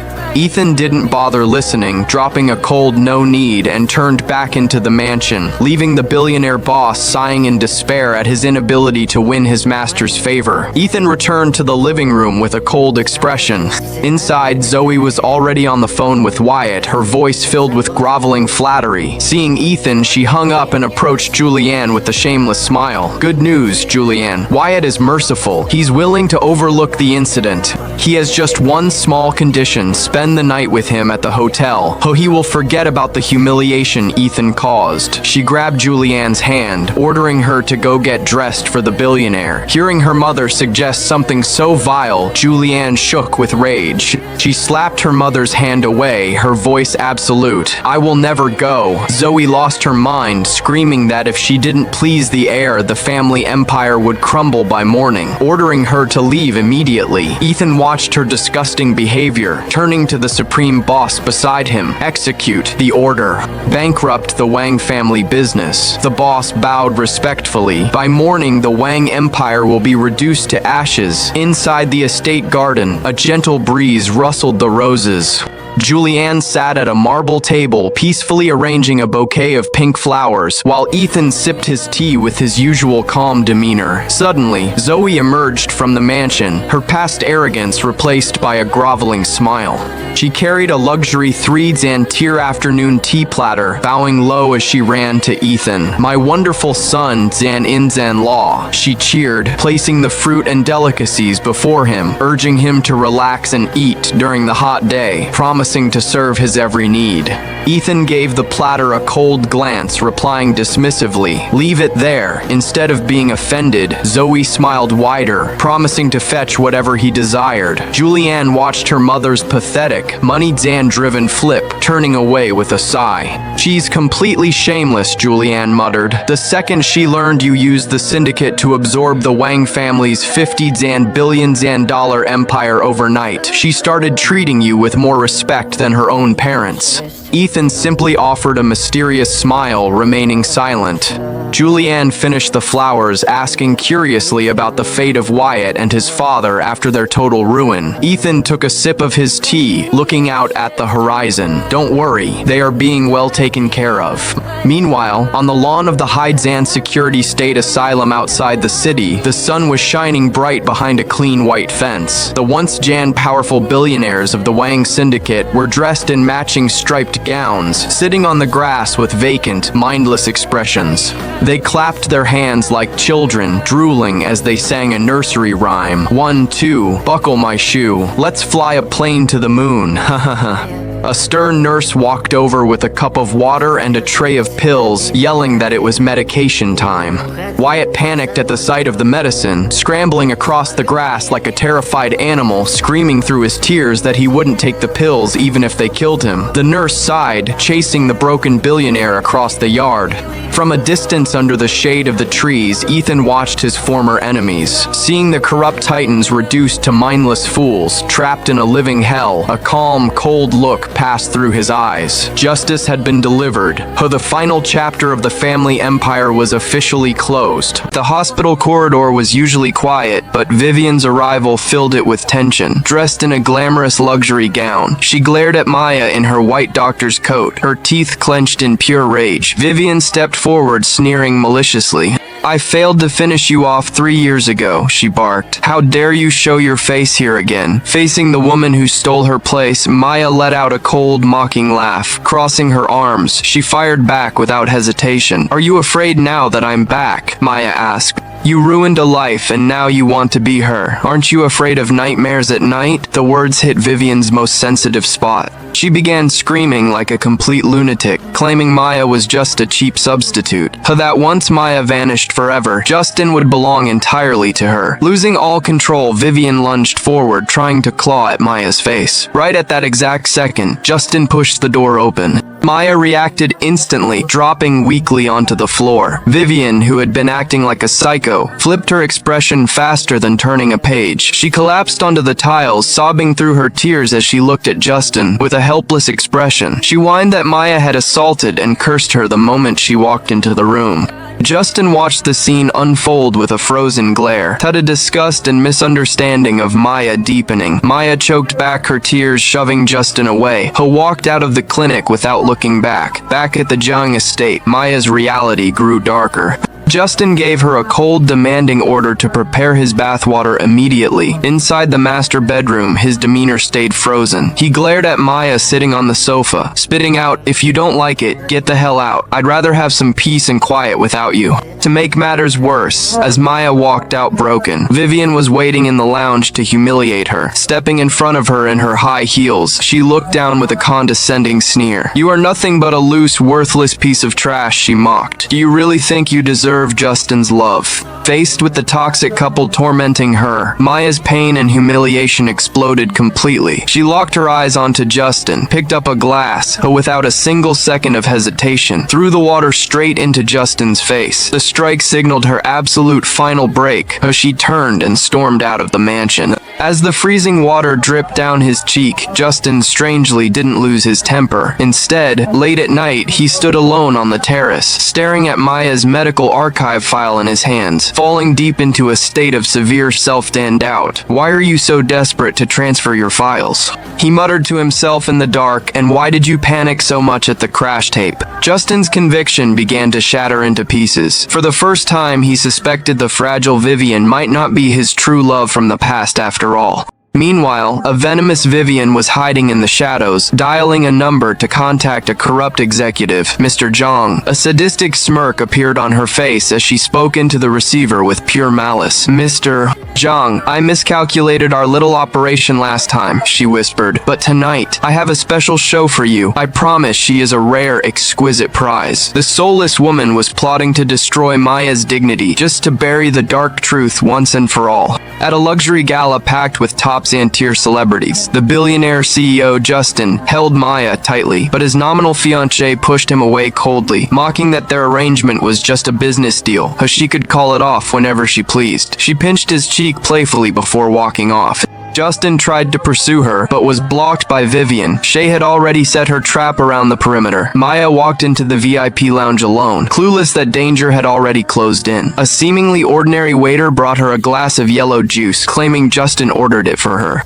Without a single suspicion, Maya drank it down, but within minutes, the room began to spin violently. The scene shifted to a luxury penthouse suite, where the drugged Maya lay unconscious on a massive bed, her wrists bound tightly with heavy ropes. Standing over her with predatory intent was Mr. Jiang, the disgusting present Vivian prepared for her ruin. The entire setup was a sick conspiracy, engineered by Vivian to destroy Maya's reputation permanently, but a strong woman refused to be broken so easily. In an alternate timeline, Maya was a dedicated doctor. Ignoring a painful injury on her own knee, she sprinted across the street to perform emergency CPR on an elderly woman suffering a fatal asthma attack. Thanks to her swift, expert medical intervention, the old woman's pulse stabilized, saving her life. The heroic display was witnessed by Justin as he arrived, his heart aching with pure admiration and love. Back in her clinic, ignoring his status as a titan, the CEO knelt on the floor to tend to her injury. He applied the ointment gently before leaning in, kissing her forehead with deep, raw affection. In that split second, their souls drew closer than ever. But just as the romance bloomed, a crisis struck. A panicked nurse burst into the executive office, delivering a devastating piece of news. The old woman Maya saved had died mysteriously in her bed. The family initiated a violent riot inside the clinic, uploading a heavily edited video to distort the truth, triggering an absolute storm of online backlash. Facing the victim's daughter screaming for blood in the hospital lobby, Maya and Justin stood united. Maya stated calmly that the patient's vitals had cleared, meaning someone had sabotaged the recovery process. The truth was uncovered quickly, exposing a sickening trap. The weeping daughter had been begging on the streets. She lacked $1 million for her mother's care. In her desperation, she crossed paths with a dark Vivian. Vivian tossed $1 million onto the pavement, demanding the daughter poison her own mother with counterfeit drugs to frame Maya for malpractice. Learning of the conspiracy, Justin unleashed his fury. He intercepted Mr. Jiang before Maya could be harmed. He ordered his men to make the predator pay an agonizing price. After surviving the near-Zan death ordeal together, their restraint vanished in the back of his Rolls-Royce Royce. The lingering effects of the drug made Maya restless. She clutched Justin's tie, pulling him close. Surrendering to his deep protective passion, Justin leaned in and claimed her with a dominant kiss. The morning sun spilled across the master bed, sealing their bond as a done deal. When Maya acted shy, trying to avoid the commitment, Justin caught her hand, his eyes burning with devotion. "I am taking full responsibility for this, Maya," he said. "Let's put an end to the games and get married." The story concluded at a spectacular, crowded gala, where Vivian arrived in an identical sequin gown, only to be mocked by the elite for wearing a fake. Maya delivered the killing blow, calling her a copycat, her grand scheme ruined. Vivian screamed at Justin, but received only a freezing, lethal warning from the tycoon. "You've only ever cared about yourself, Vivian," he said. "Touch a single hair on Maya's head again, I will bury you and your legacy permanently." Inside the bedroom, Justin looked at his true love, confessing his past blindness over the last 5 years, begging her to grant him one more chance. Looking at the vintage clay dolls on the nightstand, a soft, beautiful smile finally appeared on Maya's face. "I'll think about it," she murmured gently. After a long gauntlet of lies, betrayal, and pain, their drifting hearts finally found their home. Inside the private room, Maya kept her head low, Tada expression incredibly heavy and strained. Justin gently patted her shoulder to comfort her, the air between them suffocatingly tense. Maya stated with absolute certainty to Justin that her medical procedures were completely flawless, that the sabotage had to happen during another shift. As they went over the details, Dr. Sterling rushed in, spotting Maya. He approached her with urgent concern, but Justin's face instantly darkened with corporate authority. "Keep your hands off my woman, Sterling," he warned. Ignoring his hostility, Sterling sat beside Maya, delivering a critical piece of insider intelligence. His sources confirmed the elderly patient's vitals were perfectly stable when she entered the ambulance. Sterling pulled a blood chemistry report from his coat, handing it to Maya to reveal the dark truth. The lab values showed clear signs of human tampering, meaning someone forged the charts to destroy her career. But before they could act, the door swung open. An assistant entered, looking completely innocent. He reported he had executed orders and evacuated Maya. Hearing this, a shockwave went through Justin's mind. He snapped his head toward the woman on the sofa, breaking into a cold sweat as he realized the trap. This was a decoy. The real Maya was gone. Minutes ago, Justin had been verifying the logs with the nurse on duty in the corridor. The nurse mentioned the old woman acted bizarrely, demanding a phone to contact a mysterious handler showing zero signs of a real medical emergency. Justin's eyes went sharp, and he called his security, ordering a full sweep of the hospital's phone records. Realizing Maya had been abducted under his nose, Justin dialed her number frantically like a madman, only to get a cold recording stating her phone was dead. Suddenly, an encrypted text from an unknown number flashed across his screen with a chilling demand. "If you want Maya to breathe, come alone to the West Warehouse." Inside that pitched-in black, abandoned industrial facility, Maya lay curled on the freezing concrete floor, her wrists bound behind her back with heavy ropes. Before she could even regain full consciousness, Vivian stepped out from the shadows in a scarlet dress, a sick, twisted smile etched onto her face. She looked down at Maya with eyes full of pure madness, mocking that this was the second time she held her captive. Ignoring his guards' warnings, Justin stormed the facility, smashing the warehouse doors open entirely alone. Seeing Justin arrive, Vivian's crazed expression shifted into an obsessed, desperate look of joy. She truly believed he still cared about her legacy. He had come to take her home to make her his bride. But Justin's posture remained entirely guarded. He ordered her coldly to release his wife. The rejection pushed Vivian over the edge of sanity. She pulled a gleaming tactical blade from her dress, pressing the sharp-edged edge against Maya's throat, screaming to know why she wasn't enough for him. Seeing the blade slice into Maya's skin, Justin used a psychological stalling tactic to calm her. He backed down, promising to abandon Maya right there he'll leave the country with Vivian if she dropped the knife, but Vivian's mind was completely consumed by jealousy. She spat on the floor, knowing it was a corporate trick. Under the blade, Maya wept, shaking her head in despair. Vivian snapped completely, roaring that if she couldn't have him, they would all burn together in this forgotten place. She swung the blade with savage force, driving it deep into Justin's chest as he lunged to shield his wife. Fresh blood erupted like a geyser, painting his vest crimson. Maya screamed in pure agony, finding a surge of strength Liza somewhere to tear through her ropes and reach his side. She clamped her hands over his open wound in a frenzy, the tears mixing with his blood on the cold floor. But the nightmare wasn't finished yet. Vivian let out a chilling, psychotic laugh, pulling a remote detonator device from her jacket, screaming that everyone was going to be blown to ashes. As Justin's vision began to fade into black, he used every ounce of his remaining strength to shove Maya away, roaring with a final desperate scream, "Run!" The next second, the countdown timer hidden behind the industrial oil drums reached absolute zero.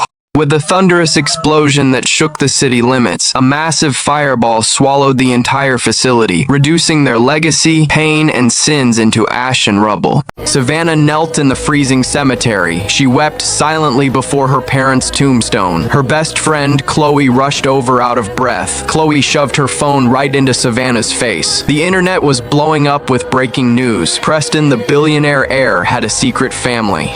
The photos showed him with his first love. They looked like a picture-perfect, happy family. Savannah's heart shattered into pieces. She looked at the tombstone and made a silent vow. No matter what it takes, she would fulfill her parents' last wish. Meanwhile, inside a neon-lit VIP lounge, Preston listened to his secretary's report blankly. Savannah was frantically looking for him everywhere. Disgust flashed across Preston's eyes. "Sir, you should talk to her," Secretary Ye advised. "You only care for that child to repay your late brother." Preston let out a cold sneer. "She only married into my family for money. Just looking at her makes me sick." Savannah was completely done with this marriage. She packed her bags, ready to walk away forever. But housekeeper Lynn blocked her path maliciously. "The boss ordered that you leave with absolutely nothing. Not even the clothes on your back," Lynn sneered. Savannah didn't hesitate for a single second. She threw off her coat and kicked off her heels. She flipped her suitcase, dumping everything on the floor. Barefoot and full of pride, she walked out. She never once looked back at the mansion. A luxury car had been waiting by the curb. Her assistant, Luke, draped a coat over her. He handed her a towel to clean her feet. Nobody could have ever guessed the truth. This humiliated woman was actually the world's richest CEO. She was the shadow boss running the entire Empyrean group. Meanwhile, Uncle William and Aunt Evelyn were scheming. They sat in their living room with their daughter, Rachel. The family's survival depended entirely on Savannah. She had to secure the Empyrean group contract. Savannah walked in, barefoot and disheveled. Rachel and Evelyn immediately mocked her viciously. William lost his temper entirely. He marched up and slapped Savannah across the face. Savannah wiped her face and flipped her hair back. There was no fear left in her eyes. "You stole my parents' shares when I was a kid. I came here today, so I'm not backing down." She slammed the contract onto the coffee table. "You want this deal? Fine. Give me the permit to relocate my parents' graves." To force Preston into a corner, Savannah went on the attack. She stormed right into his penthouse office. She slammed the secret family photos on his desk. Secretary Ye rushed in, completely panicked. "Sir, the media is going crazy over the rumors. The board of directors is demanding answers." Savannah grabbed Preston by his collar. "You have exactly 6 hours," she warned coldly. "Sign the divorce papers and wire me $50 million, or these photos will utterly destroy you." Preston sat at his desk hooked up to an IV drip. He complained to his friend, Alan, about how cruel Savannah was. Just give her a fake divorce certificate for now, Alan suggested. Get the board off your back first. We can settle the score with her later. That night, Savannah arrived at a VIP lounge in all black. The bouncers blocked her because she didn't have a membership. They tried to get physical, but Kyle stepped in. Kyle was the playboy heir of the rival family. He pretended to help her but started groping her in the hallway. Savannah didn't hesitate for a split second. She grabbed a wine bottle and smashed it over his head. Glass shattered and Kyle screamed in agony. Savannah walked right past him into the room. Her face didn't even change expression. She slammed a $7 million bill in front of Preston. "Do you really think you are worth that much?" Preston mocked. Savannah sneered and sat straight on his lap. She grabbed his chin and kissed him hard. Preston froze, losing his mind for a second. Savannah used that moment to grab the signed papers. The memory suddenly flashed back to 3 years ago. It was a terrible, stormy night. Savannah happily tied Preston's tie for him. She begged him to attend her parents' memorial, but Preston choked her and threw her down. "You are just an expensive trophy I bought," he sneered. That night, she sat alone on the floor, surrounded by birth control pills and bitter tears. The vision faded back to the cold, rainy day. Savannah stood alone in the mud, mourning her parents. William's family showed up again with thugs. "Make Preston sign a $7 million deal today, or I will dig up your parents' bodies," William threatened. Rachel pushed Savannah hard, shoving her into the dirt. Back in the family living room, they pushed her too far. Savannah completely snapped. She pulled out a lighter and struck a flame. "Take one more step and I'll burn this contract to ashes." The corner of the paper caught fire. William panicked completely. He ordered Evelyn to hand over the burial permit. Savannah snatched the permit and verified it. She sneered and tore the contract to pieces. She threw the scraps into the air, cutting ties forever. Back at the office, Preston was checking business moves. Ye was reporting on Empyrean Group's New York operations. Savannah pushed the door open and walked in. They both thought she came back to apologize. Ye even offered her a warm cup of ginger tea. Savannah sneered and pulled out a mango cake. She smiled and offered Preston a bite. Preston let his guard down and took a bite, but he had no idea she knew about his severe allergy. Within seconds, Preston couldn't breathe. He choked, gasping for air as his face turned red. Savannah grabbed him tightly by his tie. Her eyes were filled with pure vengeance. She watched him struggle in agony. "I did this on purpose," she whispered in his ear. "You don't have a choice anymore. Sign the damn divorce papers right now." After the chaos, Savannah celebrated with Chloe at a fancy diner. "You have a PhD from Cambridge and speak 4 languages," Chloe cheered. "You are way better off without that toxic loser." Meanwhile, back at the mansion, housekeeper Lynn stared at Savannah's empty closet. Preston walked in and found out she left everything behind. His arrogance took over immediately. "She is just playing hard to get," he sneered. "Tell her she has one last chance to beg for my forgiveness." Savannah got the message at the restaurant and hung up. She looked out the window with ice in her eyes. "Find me a top Fireworks exploded with a deafening roar down the street. Raymond was finally back home after years of being a broke gambler. The kitchen table was loaded with a massive home Zan-cooked dinner. He poured himself a stiff drink and sat with his wife, Penny, and their smart son, Kyle. Looking at his newly reformed father, the boy raised his glass with a soft smile. "Dad, it looks like you finally grew up." But then Kyle's smile faded as he quietly asked about the day his mother died. He brought up the dark history and the debts Raymond had left behind. Raymond froze in his tracks as a wave of intense guilt and regret hit his chest. He kept his eyes on the floor, his vision blurring as he offered a deep, broken apology. Even in this warm room, the heavy shadows of the past still lingered over the family.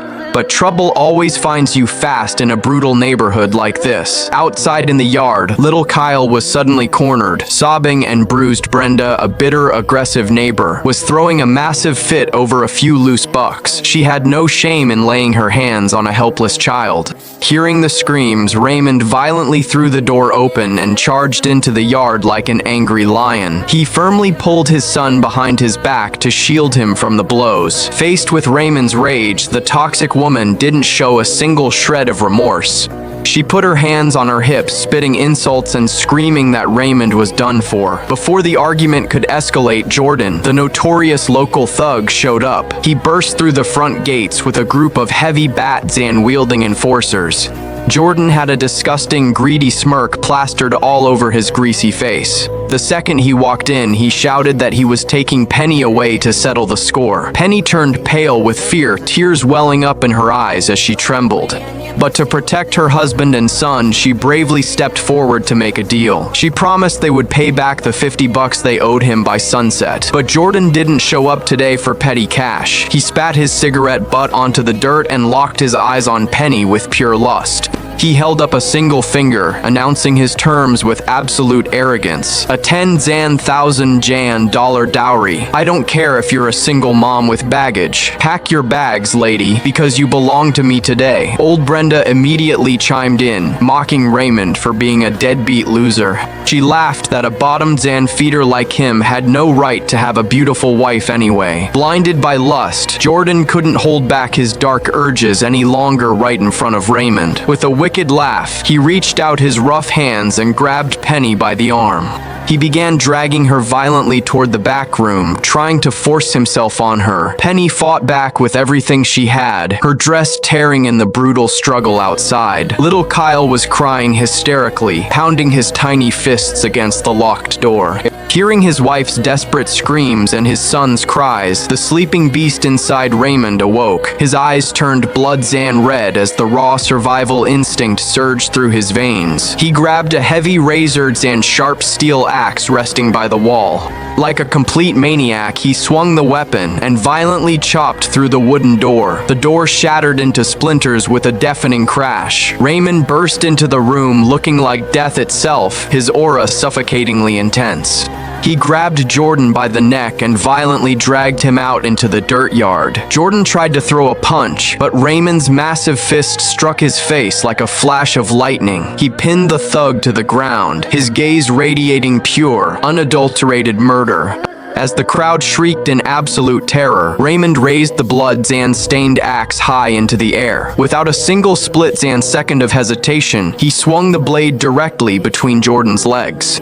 Jordan let out a piercing, pathetic scream as he instantly lost control of his bladder. He was left completely tan-fey, weeping in a puddle of his own fear. The surrounding enforcers and bitter old Brenda instantly lost all their tough attitude. Terrified by Raymond's suicidal rage, they scrambled out of the gates and fled down the street. As the chaos finally quieted down, a shaken Penny and Kyle held each other. Weeping, Raymond dropped the heavy axe, his hands covered in blood, as he walked over to them. He pulled the two most precious people in his life into a tight, protective embrace. "It is over," he whispered, his voice cracking with emotion. "I'm right here. I swear to God, no one will ever lay a finger on you again." Back inside the house, Raymond looked around their broken kitchen and made a solemn vow. He swore to his wife that he was done with gambling forever. "If I ever touch another card, I hope the earth swallows me whole." Penny looked into his eyes, seeing a real man standing up for his family for the first time.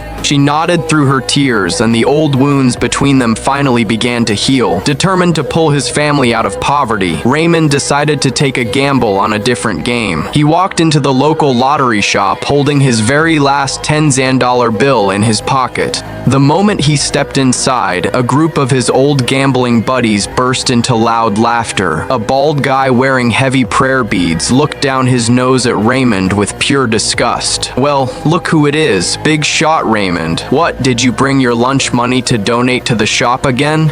With your trash luck, if you win even $10, I'll literally get on my knees and call you daddy." The surrounding crowd roared with mocking laughter at the joke. Raymond didn't let their petty insults faze him at all. His face remained perfectly calm.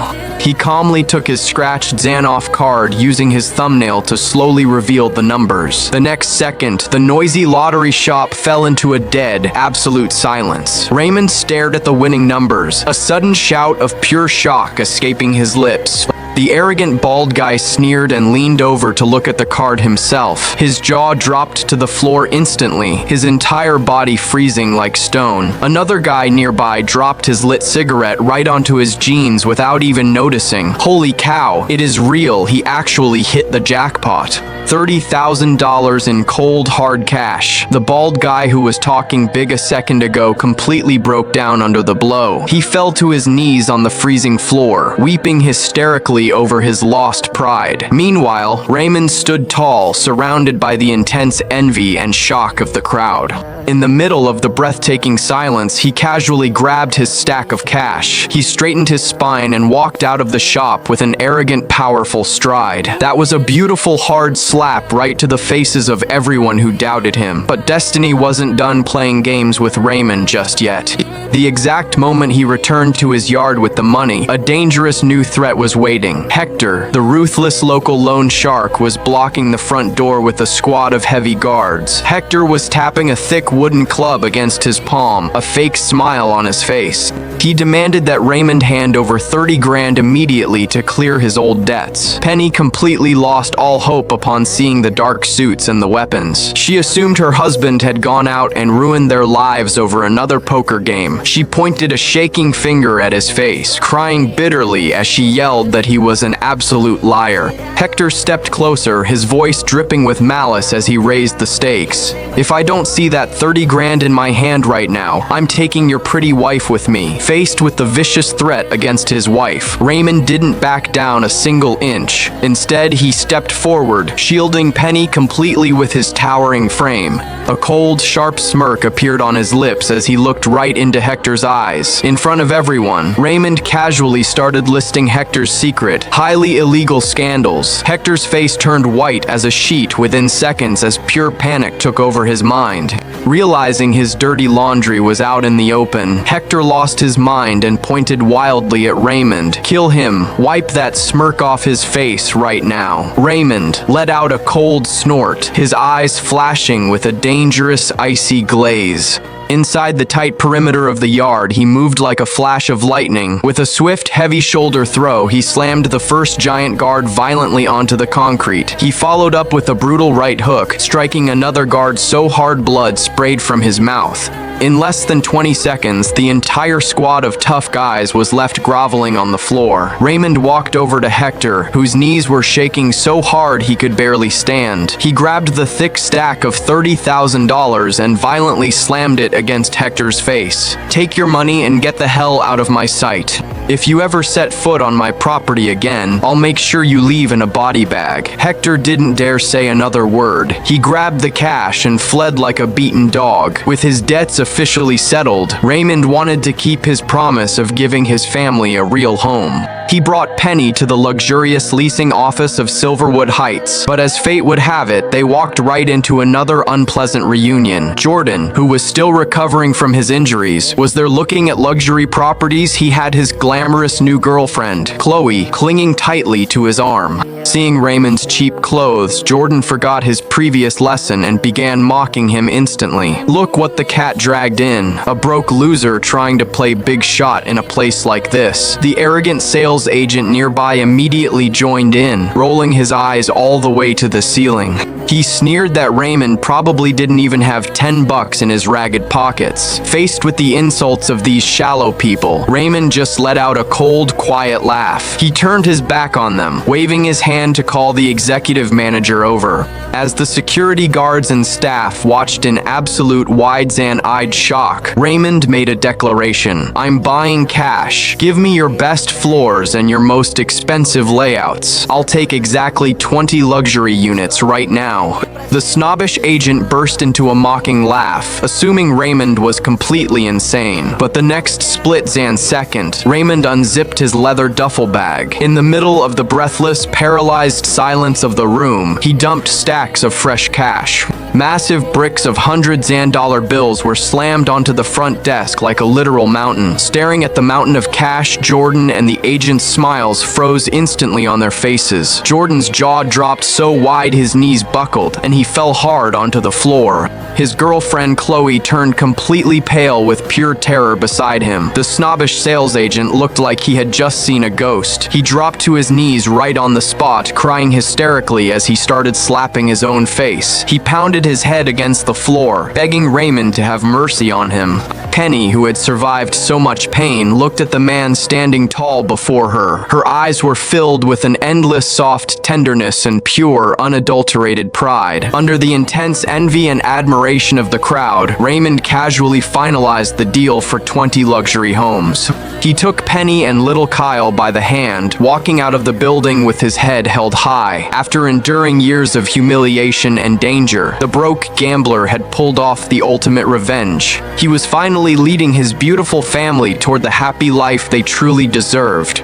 Now, let's take a look at the young guy eating a quiet bowl of noodles at a diner downtown. That's Raymond. It's hard to believe that just minutes ago, he was backed into a corner by a thug named Jordan. Jordan had been slamming his fists on the table, mocking Raymond for hiding from his debts. He sneered that Raymond had no shame in eating out when he owed so much money. But the next second, Raymond slowly set his chopsticks down and tilted his head up with a cold smile. That piercing, intense gaze sent an absolute shiver right down Jordan's spine. "You better hope you stay alive long enough to spend the money I pay you back," Raymond muttered. Then he dropped a massive, shocking secret right in front of the whole diner. He revealed that every single time the big boss Solomon gave Jordan a hides and stakes field assignment, Jordan's unfaithful wife would secretly meet up with Jordan the day before to pass along inside info. Raymond looked Jordan dead in the eyes, predicting the exact next move. "Solomon is going to call your phone in exactly 10 seconds to send you to the old warehouse downtown. If you want to stay breathing, buddy, I suggest you don't take that meeting." The words had barely left Raymond's mouth when Jordan's phone rang with a piercing shriek. The caller ID displayed the name of the big boss himself, Solomon. Hearing the exact order to head down to the warehouse, a cold sweat broke out on Jordan's neck. He hung up the phone, trembling as he grabbed Raymond by the jacket, demanding answers. Raymond just let out a dark laugh, turning the tables instantly to set a hides and stakes trap. "Let's make a bet right here, Jordan. If my predictions come true, you get on your knees and call me daddy. If I'm wrong, you can wipe out my entire family line." Deal? With absolute confidence, Raymond signed his name across the betting agreement. Suddenly, the scene shifted back to the dark yard of an old country estate. It turned out this thug, Jordan, was nothing more than a bald bully running a local racket. He was currently sneaking up behind Penny, forcing his arms around her waist as she fought him off. Penny screamed for help, yelling that Raymond would break his legs the second he got back. But the bald thug just laughed, pulling a signed contract out of his leather jacket. He boasted that Raymond had already sold his own wife to him to clear his gambling debts. Just as Penny fell into pure despair, Raymond burst through the gates, his fists flying. With a heavy, brutal punch, he sent the bald bully crashing hard into the dirt. But the thug didn't back down. He spat out a mouthful of blood and kept laughing like a maniac. He mocked that Raymond had no cash anyway, so letting the boys have some fun with his wife was only fair. Penny looked at her husband's heavy, guilty silence, her heart instantly dropping into her stomach. Tears streamed down her face as she demanded to know if he had truly traded her away like property. The perspective snapped right back to a hides and stakes indoor card game in the city. Vince, the ruthless accountant working for Solomon, was tapping away on his calculator with an icy smile. He announced that the total price for the 20 luxury units Raymond wanted was $4 million. "Hand over the deposit right now, Raymond, or you owe a 40,000 Zan dollar penalty fee, and your beautiful wife belongs to Jordan tonight." Chloe was standing in the corner, feeding the fire with her toxic comments. Jordan laughed like a maniac, mocking Raymond for playing big shot when he couldn't even pay a small debt. But just as the villains thought they had won the game, the old TV in the corner flashed a breaking update. The news anchor announced that the massive city Zan-wide redevelopment project had officially been approved. The multi-Zan million Zan dollar commercial hub would be built right around the perimeter of Silverwood Heights. The breaking news hit the room like a literal bolt of lightning, freezing the smiles right on their faces. Vince's phone rang almost instantly, and the voice of the billionaire owner roared through the speaker. The boss was screaming hysterically, ordering Vince to raise the property rates to 10 grand a unit. Vince trembled, his voice cracking as he delivered the devastating report. "Sir, a broke gambler came in yesterday and bought up 20 of our best units at the old rates." The billionaire let out a string of curses, and Vince realized they were completely trapped. If they broke the contract now, they would owe Raymond a massive $1 million penalty fee. The power dynamic in the room shifted completely within a single breath. Raymond expressionlessly slammed stacks of fresh $100 bills onto the table. "Count the money, Vince. Make sure the deposit is correct, and ensure that $1 million penalty fee hits my bank account by next week." Jordan and Chloe stood frozen, their faces completely drained of color as they stared at the floor. But a victory in the corporate world couldn't easily fix a broken home. The memories flashed back to that old country yard, where Raymond's younger brother burst through the gates. The young man was shaking with rage, pointing a finger at Raymond's face as he threw insults. He screamed that Raymond was nothing but a drunk and a degenerate who sold his own family out. The brother grabbed Penny's hand, begging her to pack her bags and get a divorce immediately. Faced with his family's intense hatred, Raymond reached out with bloodshot eyes, trying to explain. But Penny had endured too much heartbreak to listen to his excuses anymore. She threw the groceries Raymond brought right into the dirt, screaming at him to get out of her life. She tightly hugged her son, walking out of the yard without looking back. Raymond was left standing entirely alone in the empty yard as the neighbors whispered insults at him. The truth was, before Penny even arrived that day, Raymond had been kneeling on the floor with his son. He had been gently whispering to the boy, teaching him how to cover for his dad's whereabouts. But the second Penny walked in, Jordan and a corrupt local agent had followed her inside. Jordan kept throwing out expensive offers, promising the boy a luxury education if Penny left with him. But Penny had too much pride and steel in her spine to be bought by a local thug. She shut him down firmly, reminding him that the law existed and threatening to call the cops. As the tension reached a boiling point, an enforcer rushed into the room, whispering into Jordan's ear. Learning that their card game had failed and they now owed Raymond $1 million, Jordan lost his mind. He spun around and slapped his own enforcer across the face with absolute fury. Just then, Jordan's brother Zan Inzan Law, who happened to be the corrupt town mayor, stormed through the front doors. Without a word, the mayor swung his heavy hand and slapped Jordan hard across the face. "You absolute idiot," the mayor roared, his chest heaving with rage. "Those two properties were registered under your name just to hide them from the federal inspectors. And you went ahead and gambled them away to a broke loser." The mayor screamed that with the new redevelopment project, those units were now worth $4 million. Jordan held his bruised face, trembling as he argued he was only trying to make a quick buck for the family. The mayor refused to listen, pointing a finger at his face as he gave a final command. "Get that contract back from Raymond immediately, or I'll personally break your other leg." Watching the corrupt family tear each other apart from the shadows, Raymond's lips curled into a slow smile. The trap was set, the net was pulled, and the ultimate game was finally won. Inside the quiet living room of their new apartment, Raymond's brother was dumping stacks of cash from his bag, staring at the cool $1 million in cash. The young man's hands were shaking with pure excitement. "Tell me I'm not dreaming. A cool million. We actually pulled it off." His younger sister shook her head with a soft smile, tapping his shoulder to bring him back to reality. "Stop daydreaming. Bro, that money belongs to Raymond and Penny. We don't touch a single cent of it." Just then, Raymond walked into the room, his face covered in bruises but his stride steady. He looked at his beautiful wife and his siblings, finally ready to reveal the heavy secret he had kept buried. He confessed that the original $30,000 debt had nothing to do with poker games at all. Chloe had lied to him years ago, claiming her elderly mother was dying in the hospital and begging for help. Raymond had a soft heart back then and lent her the cash, but hid the truth because he didn't want Penny to worry.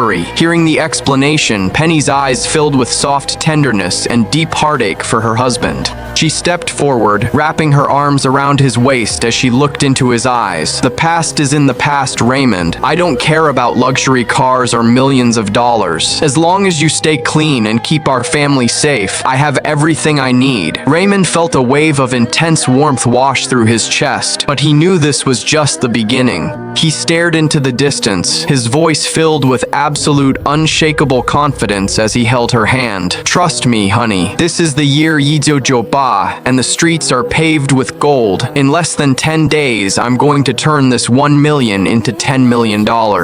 But the corporate world is a war zone, and Raymond's moves quickly drew the attention of some dangerous rivals. While he was organizing his new business documents in the yard, a luxury sedan blocked the gates. A wealthy executive named Bradley stepped out, accompanied by Chloe and a furious Jordan. Bradley walked in with a cold sneer, locking his eyes onto Raymond with pure arrogance. "So you're the kid who bought up 20 prime units in Silverwood Heights yesterday. My family didn't even get that inside info. Who the hell leaked the project details to a nobody like you?" The moment Chloe heard the number 20, her face turned completely pale with pure terror. She grabbed Bradley's arm, her voice shaking as she started crying hysterically. "20 units? Raymond, you're an absolute madman. Sir, please, we don't want any trouble with this guy. Give him his deposit back and let's get out of here." But there was no turning back once the cards were dealt. Raymond took a step forward, his aura completely overpowering the wealthy executive as he demanded answers. "Cut the small talk, Bradley. Did you bring my money or not?" Bradley clutched his leather briefcase, letting out a bitter, aggressive threat to save face. "The cash is right here, kid. I just hope you stay alive long enough to spend it." Chloe kept screaming in the corner, accusing Raymond of setting a dangerous trap to ruin her career. But right at that high Zen-octane second, the ultimate counter-Zen move arrived. Hector, the legendary boss of the city underground, burst through the gates with a squad of heavy guards. Without a single word of warning, Hector kicked Jordan right in the stomach, sending him flying into the dirt. Jordan groaned in pain, looking up at Bradley to beg for help. But the moment Bradley recognized Hector's face, his own arrogance vanished into thin air. He spun around and slapped Jordan across the face so hard the thug crashed into the brick wall. "You blind idiot!" Bradley screamed, his voice cracking with absolute terror. "That man is Hector's personal business partner. You almost got us all killed." Raymond calmly stepped forward, taking the signed corporate transfer forms with a smooth smile. "Pleasure doing business with you, Bradley." Bradley grabbed his files and fled the scene with his remaining enforcers, his pride completely ruined. Seeing the billionaire boss run for his life, Jordan completely lost his mind and fell to his knees. He dragged his bruised body through the dirt, pulling out 20 grand in cash as he wept. He begged Raymond to tear up their old contracts and have mercy on his family. Raymond looked down at the pathetic thug who had threatened his wife, a cold laugh escaping his lips. "You think you can buy your way out of this, Jordan? Not a chance. Your contracts belong to me now, and I'm keeping them for life." Realizing Jordan had been lying to her about his wealth the entire time, Chloe lost her mind. She lunged at him, tearing at his clothes and screaming that he had ruined her career and her life. Raymond didn't waste a single second watching the toxic couple destroy each other. He waved his hand dismissively to his guards, his voice booming through the yard. "Take those 2 units as a penalty fee for the emotional distress you caused my family." Hector threw a final chilling warning toward the street as the couple was dragged away. "If I ever see your faces on my turf again, I'll ensure you leave in a pine box." Under the overwhelming power of Raymond and Hector, the villains vanished into the dark night. With the crisis officially behind them, Raymond's life finally returned to a beautiful, quiet routine. Early the next morning, he gently took the backpack from Penny's hands, looking at her with deep affection. "Let me handle dropping Kyle off at school from now on, honey. You work so hard at the office every day. You deserve some rest." Penny smiled through her lingering worries, grateful to see her husband stepping up for the family. But the peace didn't last long once they reached the gates of the elite private academy downtown. A wealthy woman dressed in an expensive designer coat blocked their path, her arms crossed with a sneer. It was the head track coach Brenda, looking down her nose at Raymond's casual clothes with pure disgust. "Well, look what the cat dragged in, Raymond. Didn't the administration make it perfectly clear yesterday that your kid doesn't belong here? I mean, just look at his deadbeat father." What a total joke. Hearing a stranger insult his father right in front of his son, Kyle's eyes flashed with a dangerous icy glaze. Standing outside the new school gates, a brutal new war for dignity and honor had just begun. Some acts of mercy can keep you safe for a lifetime, but pure greed will always lead to absolute ruin. Late at night down a dark alley, Jordan was gripping Raymond's hand, his eyes wide with intense gratitude.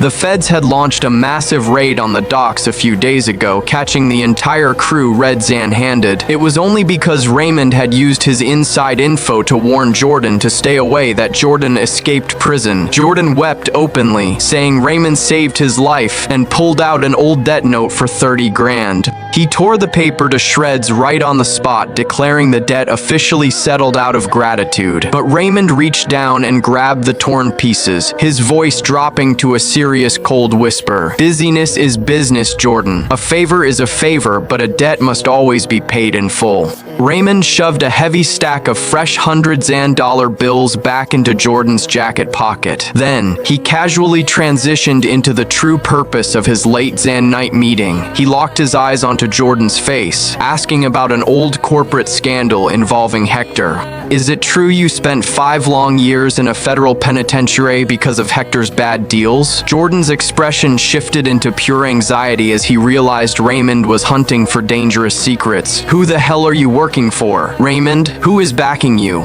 Raymond didn't bother hiding his cards anymore, calmly tossing out the name of the ultimate player, the Bradley Group, Bradley himself. Meanwhile, inside the exclusive VIP lounge of a luxury hotel downtown, the billionaire boss was waiting. Bradley was sitting on a velvet sofa, dressed in a flawless tailored suit as Jordan walked in. Jordan immediately bowed his head, throwing out sycophantic compliments to win the boss's favor. But Bradley didn't waste a single second on small talk, bringing up the massive commercial redevelopment project. To test Jordan's loyalty, Bradley leaned in closer, dropping a highly confidential, toxic secret. The local brewery that has been running things for 10 years is hiding an absolute corporate catastrophe. The latest shipment of high-end luxury alcohol Hector just purchased is loaded with industrial poison. It is a total fake, and it is going to destroy his entire distribution line by tomorrow morning. Jordan gasped, arguing that the brewery had a flawless reputation and would never risk such a scandal. But Bradley just let out a cold, wicked laugh, staring at him with pure malice. When Hector signed the acquisition papers, do you think he actually verified the cargo himself? Just then, Bradley's phone rang, and his executive secretary reported some major news. The legal contracts to transfer Chloe's modeling files into their entertainment branch were officially finalized. Bradley ordered his public relations team to bury the news, hanging up with a triumphant smirk.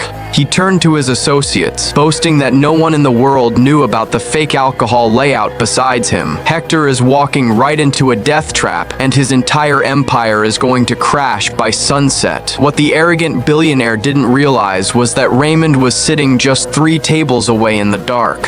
He had been sipping his drink quietly, overhearing every single word of the dark conspiracy. But before Raymond could even process Bradley's corporate trap, a massive family crisis exploded at the hospital. The heavy glass doors of the private ward were violently kicked open. Raymond's greedy, estranged parents, Arthur and Martha, stormed into the room with absolute fury. Little Kyle was lying in the hospital bed, his head wrapped in heavy medical bandages as Penny wiped her tears. But Arthur didn't grant his sick grandson a single passing glance of affection or concern. He marched straight up to Raymond, pointing a finger at his face as he screamed about the money. "Where is the $1 million, Raymond? Why haven't you transferred a single cent to our accounts?" Martha chimed in with her toxic tone, screeching that they had funded his first apartment years ago. "You owe us that housing money, you ungrateful brat. Hand it over right now." Penny wept bitterly, begging them to leave because their son was still recovering from a severe concussion. But the greedy old man refused to listen, letting out a bitter laugh as he turned on her. "Don't play the victim with me, lady. The neighbors told us all about your little gambling husband." Arthur's insults grew incredibly dark and disgusting right in front of the crying child. He pointed a finger at Penny, accusing her of sleeping around behind Raymond's back. He even looked at little Kyle, screaming that the boy didn't carry their family blood and was just a bastard.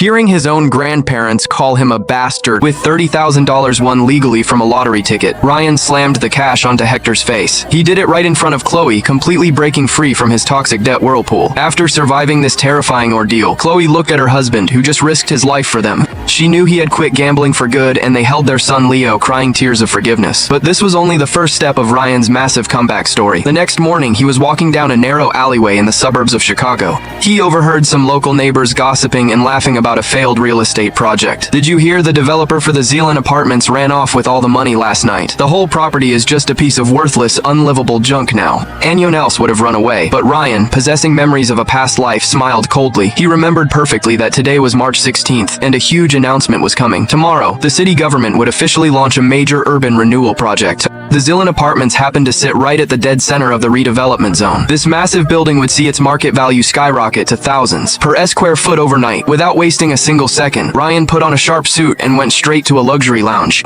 He easily tracked down the local thug, Jimmy, who was flirting shamelessly with his mistress, Ashley. Right now, Jimmy was panicking, thinking this ruined property would drive him into total bankruptcy. The moment he saw Ryan walk in, he forgot his own problems and began mocking him instantly. "Well, look who it is. What is a broke loser like you doing here, Ryan? Are you actually dumb enough to buy this trash property off my hands?" Ashley stood right next to him, rolling her eyes and laughing along with the insult. Ryan remained completely calm, pulling out a chair and sitting down with a relaxed smile. "I heard you hold the rights to 2 units over at Zealand," Ryan said casually. "Name your price, 10 grand each. I'll take them both right now in cash." Jimmy and Ashley looked at each other and almost burst out laughing at his face. To them, Ryan was officially the biggest, most pathetic idiot in the entire world. With a disgusting smirk, Jimmy signed the transfer papers without hesitation. He slammed the table, laughing that Ryan would remain a bottom-feeding loser for the rest of his life. But the exact millisecond the contract was signed, the lounge door was violently kicked open.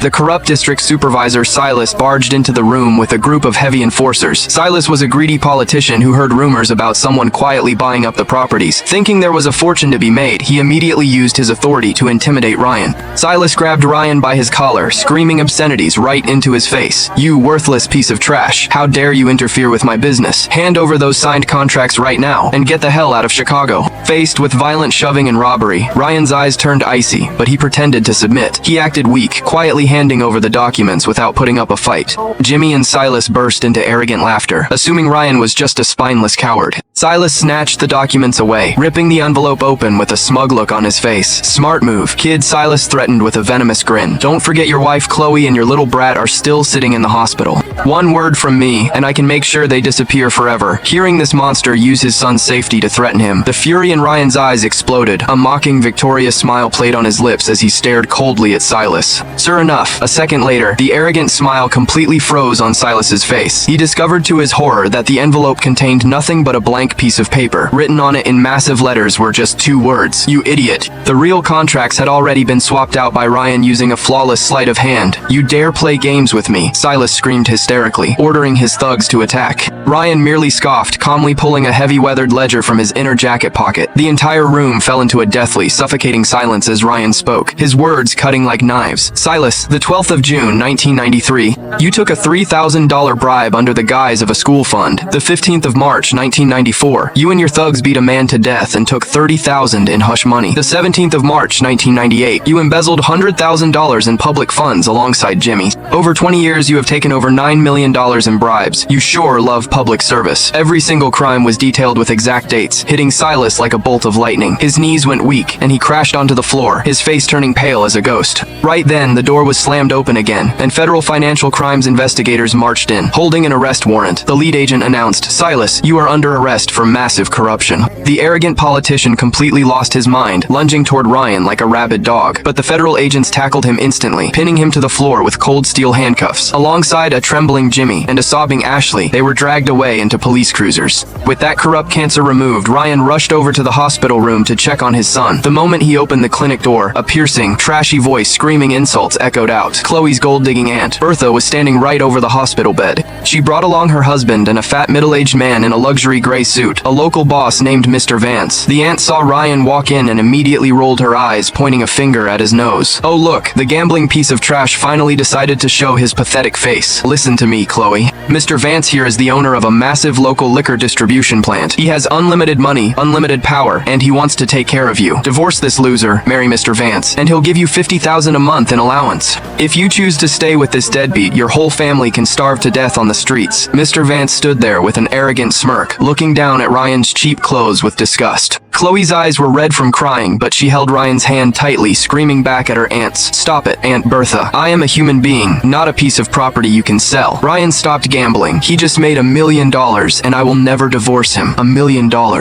You are delusional. Bertha lost all control, shouting disgusting insults. She reached out, trying to physically drag Chloe away from the hospital bed. Mr. Vance pulled out his checkbook, taunting Ryan with an insufferable grin. "Hey kid, if you've got the balls, pull out $100 grand right now and show me. If you don't have the cash, get down on your knees, beg for mercy, and hand over your wife." Faced with these pathetic clowns humiliating his wife, Ryan didn't waste a single breath on words. He stepped forward like a flash, throwing a devastating, thunderous backhand slap. The blow landed squarely across Mr. Vance's arrogant fat face with a loud, echoing crack. The 200-pound was spun mid-air by the sheer force of the impact. He crashed hard against the hospital nightstand, blood spitting from his mouth as he saw stars. "You crazy lunatic. You dare put your hands on Mr. Vance," the aunt and uncle shrieked. Mr. Vance clutched his bleeding face, howling on the floor that he would have Ryan murdered. Ryan calmly pulled out a wet wipe, cleaning his hands slowly as he stepped toward the aunt. "Bertha, do you honestly think I am an idiot?" Ryan's voice was heavy with absolute authority. "According to my sources, Mr. Vance's factory was shut down by federal regulators 2 days ago. They were caught manufacturing massive batches of toxic, counterfeit liquor. He is currently drowning in millions of dollars of debt and lawsuits. He only set up this fake blind date to scam you out of a dowry to cover his financial holes. And open your blind eyes and look at this. With the $1 million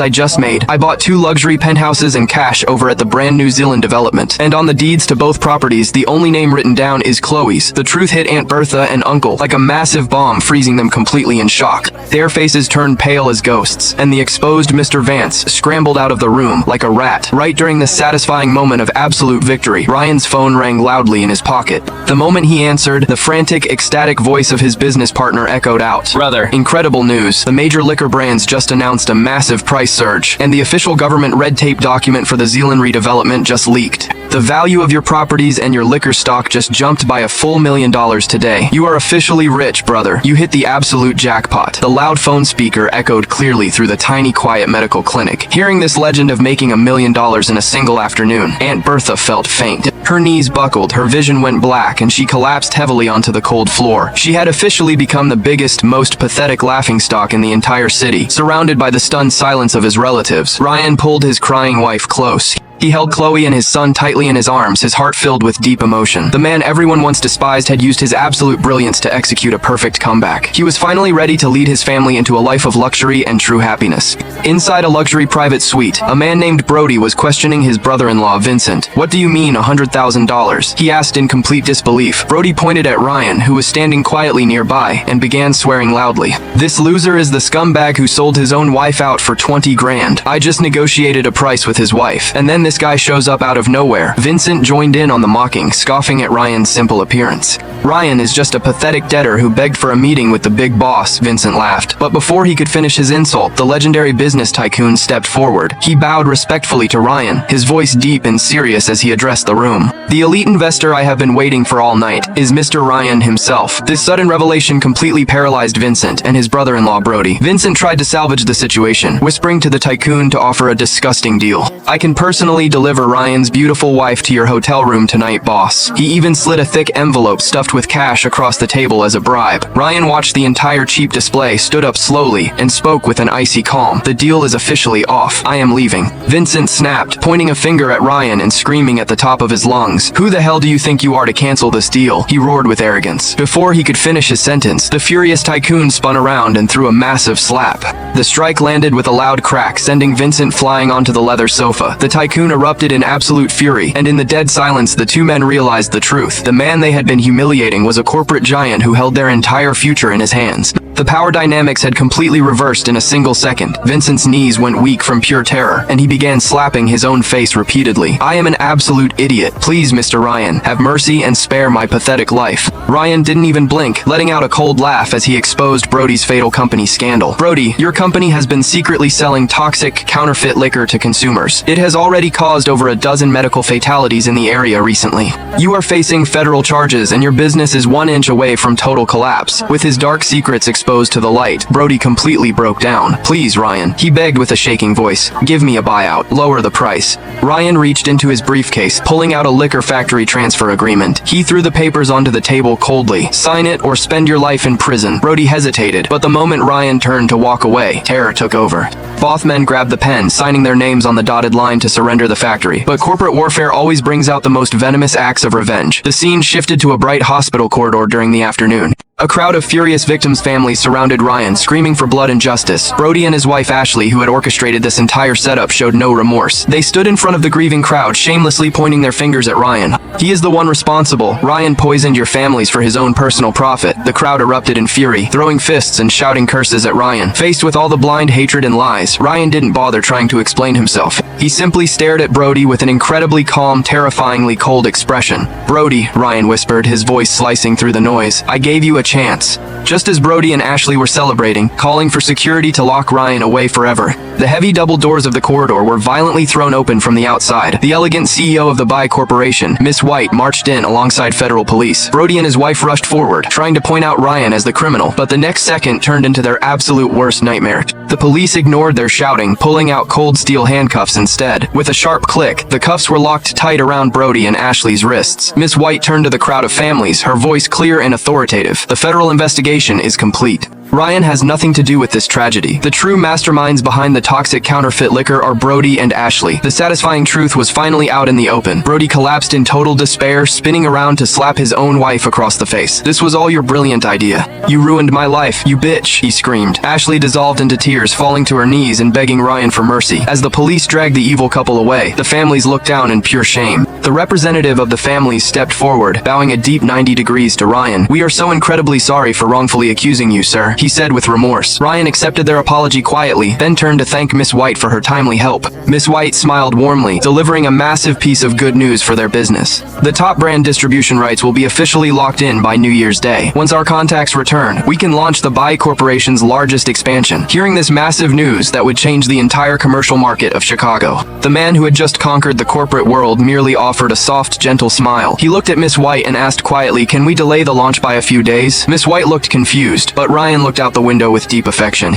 "New Year's Day happens to be my wife Chloe's birthday," Ryan explained softly. "I've spent the last few years chasing money, and I never properly celebrated with her. This time, I just want to stay at home and be by her side." Hearing his explanation, a look of profound respect appeared in the high cold CEO's eyes. This man had survived the trenches and risen to become an absolute dragon. Yet, after gaining unlimited wealth and power, his heart belonged entirely to his wife. At what was supposed to be a warm birthday party, a celebratory banner was hanging high, but a sudden crisis left the atmosphere feeling tense and unresolved. Ryan held a wine glass, offering a sincere apology to the high society guests in the room. "I am incredibly sorry, everyone, but an urgent family emergency has come up. I promise to host another dinner to make it up to you all. Please enjoy your evening." The confused guests nodded politely and began exiting the grand hall one by one. Ryan stroked his son's head gently, his eyes filled with love and guilt. "Be a good boy, Leo. Go home with mommy first," he whispered softly. His understanding wife squeezed his hand. "We'll be waiting for you at home," she said, watching them leave. Ryan knew he had to put out the fire inside the White family tonight. The moment the guests cleared out, a furious screaming match erupted in the main lobby. Miss White glared coldly at her arrogant, troublesome younger brother Tyler. "Well,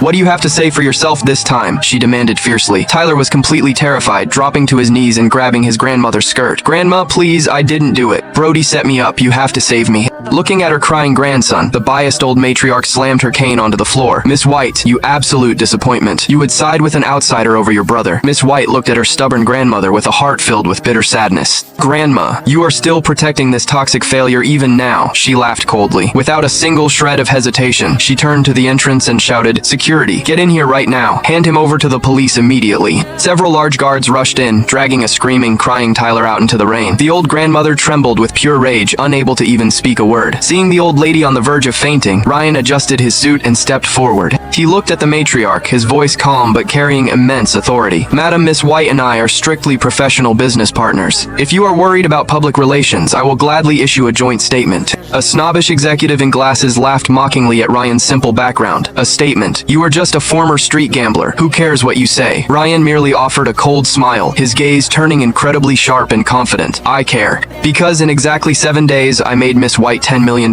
If I guarantee that this liquor factory will bring in millions in annual net profit, do you still think you have the right to bar me from this boardroom? The entire grand hall fell into an absolute suffocating death silence. The executive's jaw dropped in total shock, and the entire board was stunned. The old grandmother's angry expression froze, her hand trembling against her cane. The executive took a deep breath, trying to salvage his pride as he spoke up. Fine. Since you are so confident, we will give you a 1-year trial period. If the profits are real, the director's seat is officially yours to keep.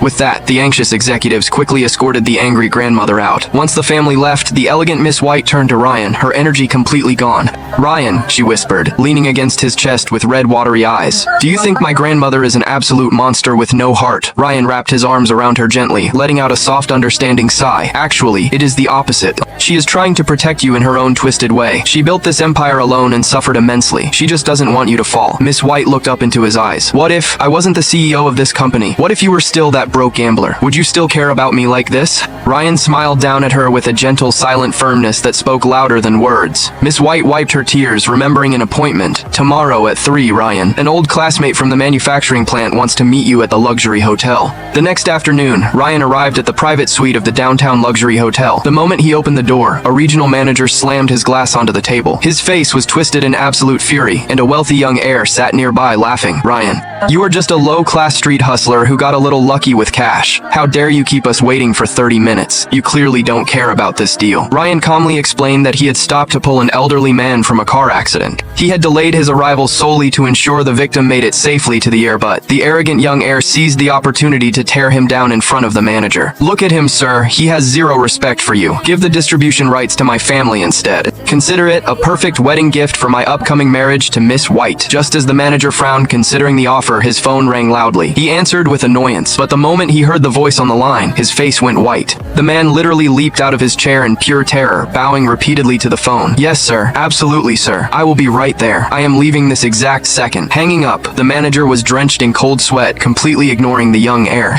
Without saying another word, he bolted out of the suite like a terrified animal, leaving the arrogant young heir standing alone in the room, his heart filled with pure dread. Some acts of kindness can outweigh a mountain, but greed can turn humans into monsters. Outside the emergency room, the heavy atmosphere made it hard to breathe. Ryan stood in the corridor, looking through the glass window at his pale, fragile father. His older brother was leaning against the wall, completely breaking down in tears. The doctor stepped out, wiping sweat from his forehead as he let out a sigh of relief. Thank God someone brought the old man in on time. Any later, and he would have lost his leg. A few minutes later, the elderly father weakly opened his eyes in the recovery ward. He reached out, grabbing his oldest son's hand with trembling fingers. "Son, you have to find the young man who carried me to the hospital," he whispered. There were dozens of people standing around just filming on their phones and watching. "If that brave kid hadn't carried me on his back through the crowd, I'd be dead by now." The oldest son nodded through his tears, promising his father he would find the hero. Since the older brother had to rush back to his corporate shift, Ryan stood up casually. "Go ahead, bro. I'll handle the night watch here. Take care of yourself," Ryan said. Once the room went quiet, Chloe brought Ryan a cup of warm water, staring at this beautiful woman who had suffered through his darkest years alongside him. Ryan gripped her hands tightly, his eyes filled with genuine remorse and deep affection. "Chloe, I was an absolute idiot in the past. Please forgive me for everything. I don't care about luxury cars or mansions. I just want our family to be safe and together." Chloe was deeply moved, tears streaming down her face as they shared a loving embrace. But the beautiful moment was cut short by a violent crash as the door was kicked open. His toxic mother barged in alongside little Leo, screaming insults at Chloe instantly.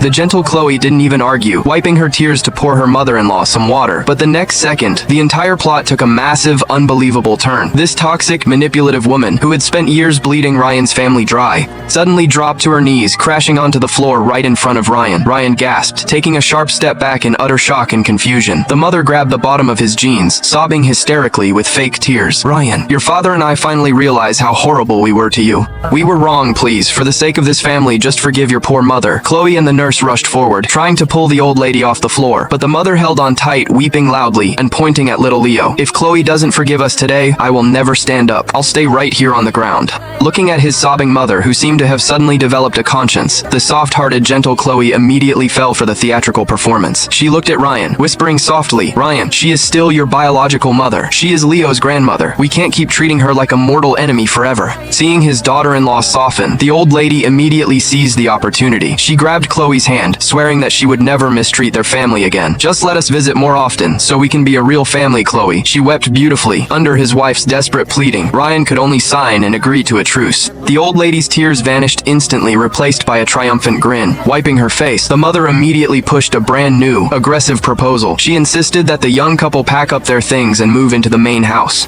You two are always busy working shifts at the new manufacturing plant, she smiled sweetly. If you move in, I can personally watch little Leo every single day to save you the trouble. Standing nearby, Ryan watched his mother's overly enthusiastic, creepy smile. His eyebrows knitted into a tight knot as an intense feeling of dread filled his chest. He knew his parents never did anything, unless there was a massive profit involved. This sudden display of affection made him incredibly uneasy. Sure enough, the storm arrived much faster than anyone could have anticipated. The next morning, as warm sunlight filled the master bedroom, Ryan woke up slowly. He reached out instinctively to wrap his arms around his wife, but the bed was empty. He opened his eyes fast, feeling the ice-cold sheets next to him. Panic seized his heart and he leaped out of bed without even putting on shoes. He ran through the apartment like a madman, screaming at the top of his lungs. Chloe, Chloe, where are you? He roared, searching the living room and foyer. There was absolutely no sign of his wife or his little son anywhere in the house. He burst into the kitchen, finding only his mother standing calmly by the stove. Ryan's eyes were red with fury as he demanded to know where his family went. The mother turned around slowly, her eyes shifting nervously as she avoided his gaze. Oh, sweetie, don't worry. Chloe took Leo to a friend's house early this morning. Calm down and eat some breakfast I made for you before you head out to work. Seeing her shifty eyes and obvious guilt, Ryan's suspicions hit absolute maximum. He didn't even bother buttoning his shirt, grabbing his jacket, and sprinting outside. The moment he reached the alleyway, he dialed the friend's number to check the story. The friend answered the call, sounding completely confused by Ryan's frantic voice. What? No, Ryan, I haven't heard from Chloe at all today. She is not here. Hearing those words, Ryan's mind went completely blank as terror washed over him. The lie was exposed. His toxic mother was actively deceiving him. His eyes turned dead and murderous. He knew Chloe and Leo were in extreme danger. Meanwhile, down a dark, abandoned alleyway on the edge of town, the truth unfolded. The mother was leading the unsuspecting Chloe down a narrow, brick-walled path. Hurry up, Chloe.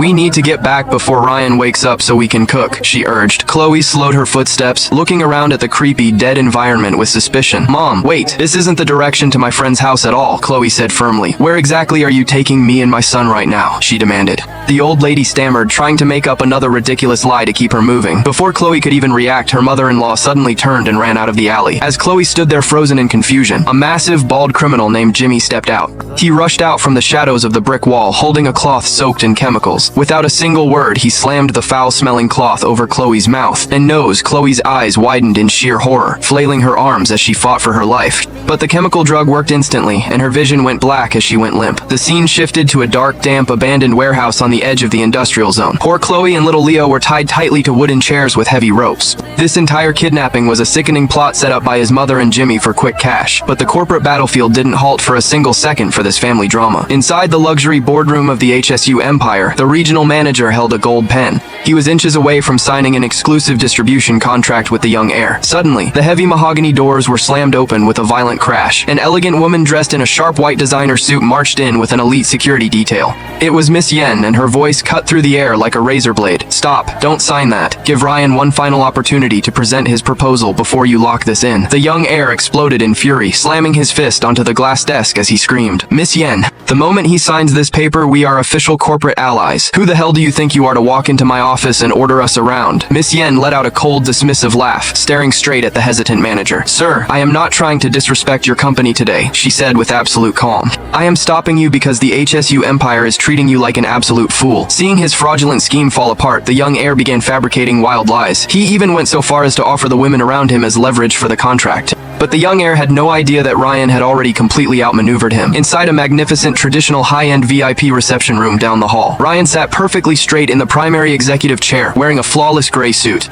The regional manager personally opened the door, bowing with a massive, groveling smile. Mr. Ryan, my dear brother, thank you so much for taking the time to meet us. He humbly handed over the official national distribution rights for the major brand. Ryan accepted the folder with total calm, nodding slightly. I trust your reputation, the manager nodded repeatedly, eager to please the rising corporate giant. The national market demand for our inventory is reaching record highs, sir. If you grant our alliance the exclusive retail rights, our 1,000 stores will dominate. We will never let you down, Mr. Ryan, the manager promised with deep respect. Ryan offered a cool smile, his eyes filled with the confidence of an absolute mastermind. I don't make moves unless I am guaranteed an absolute victory, Ryan replied smoothly. Follow my strategy, and I will make this factory a multi-billion-dollar empire. Back at the primary negotiation desk, the high-stakes deal reached its final phase. The massive $100 billion contract lay open on the glass table. The senior director of the Bayer Corporation reviewed the signatures, his mind blown. He stared at Ryan with wide, terrified eyes, unable to process the reality. Ryan, you actually managed to convince the retired founding chairman to return. You secured his personal authorization. How is that even humanly possible?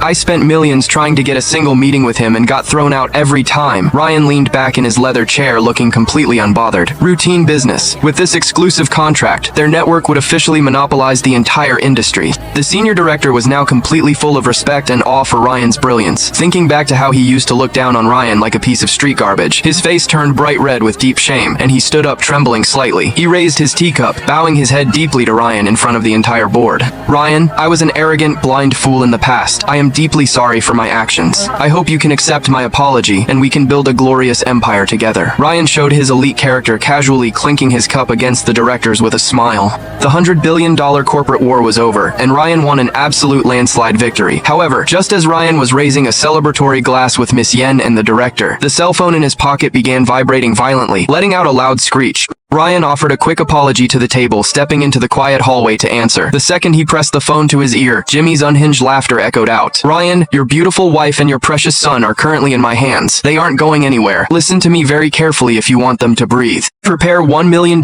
in unmarked cash and drop it at the East Scrapyard. Put it inside the second dumpster. If you call the cops, I'll butcher them both. Back inside the damp, terrifying warehouse, Jimmy hung up the phone with a sickening grin. He walked over to where Chloe and little Leo were bound to their chairs with thick ropes. Leo was struggling wildly against his restraints, his mouth stuffed with a white cloth. Jimmy ripped the cloth away from the boy's face,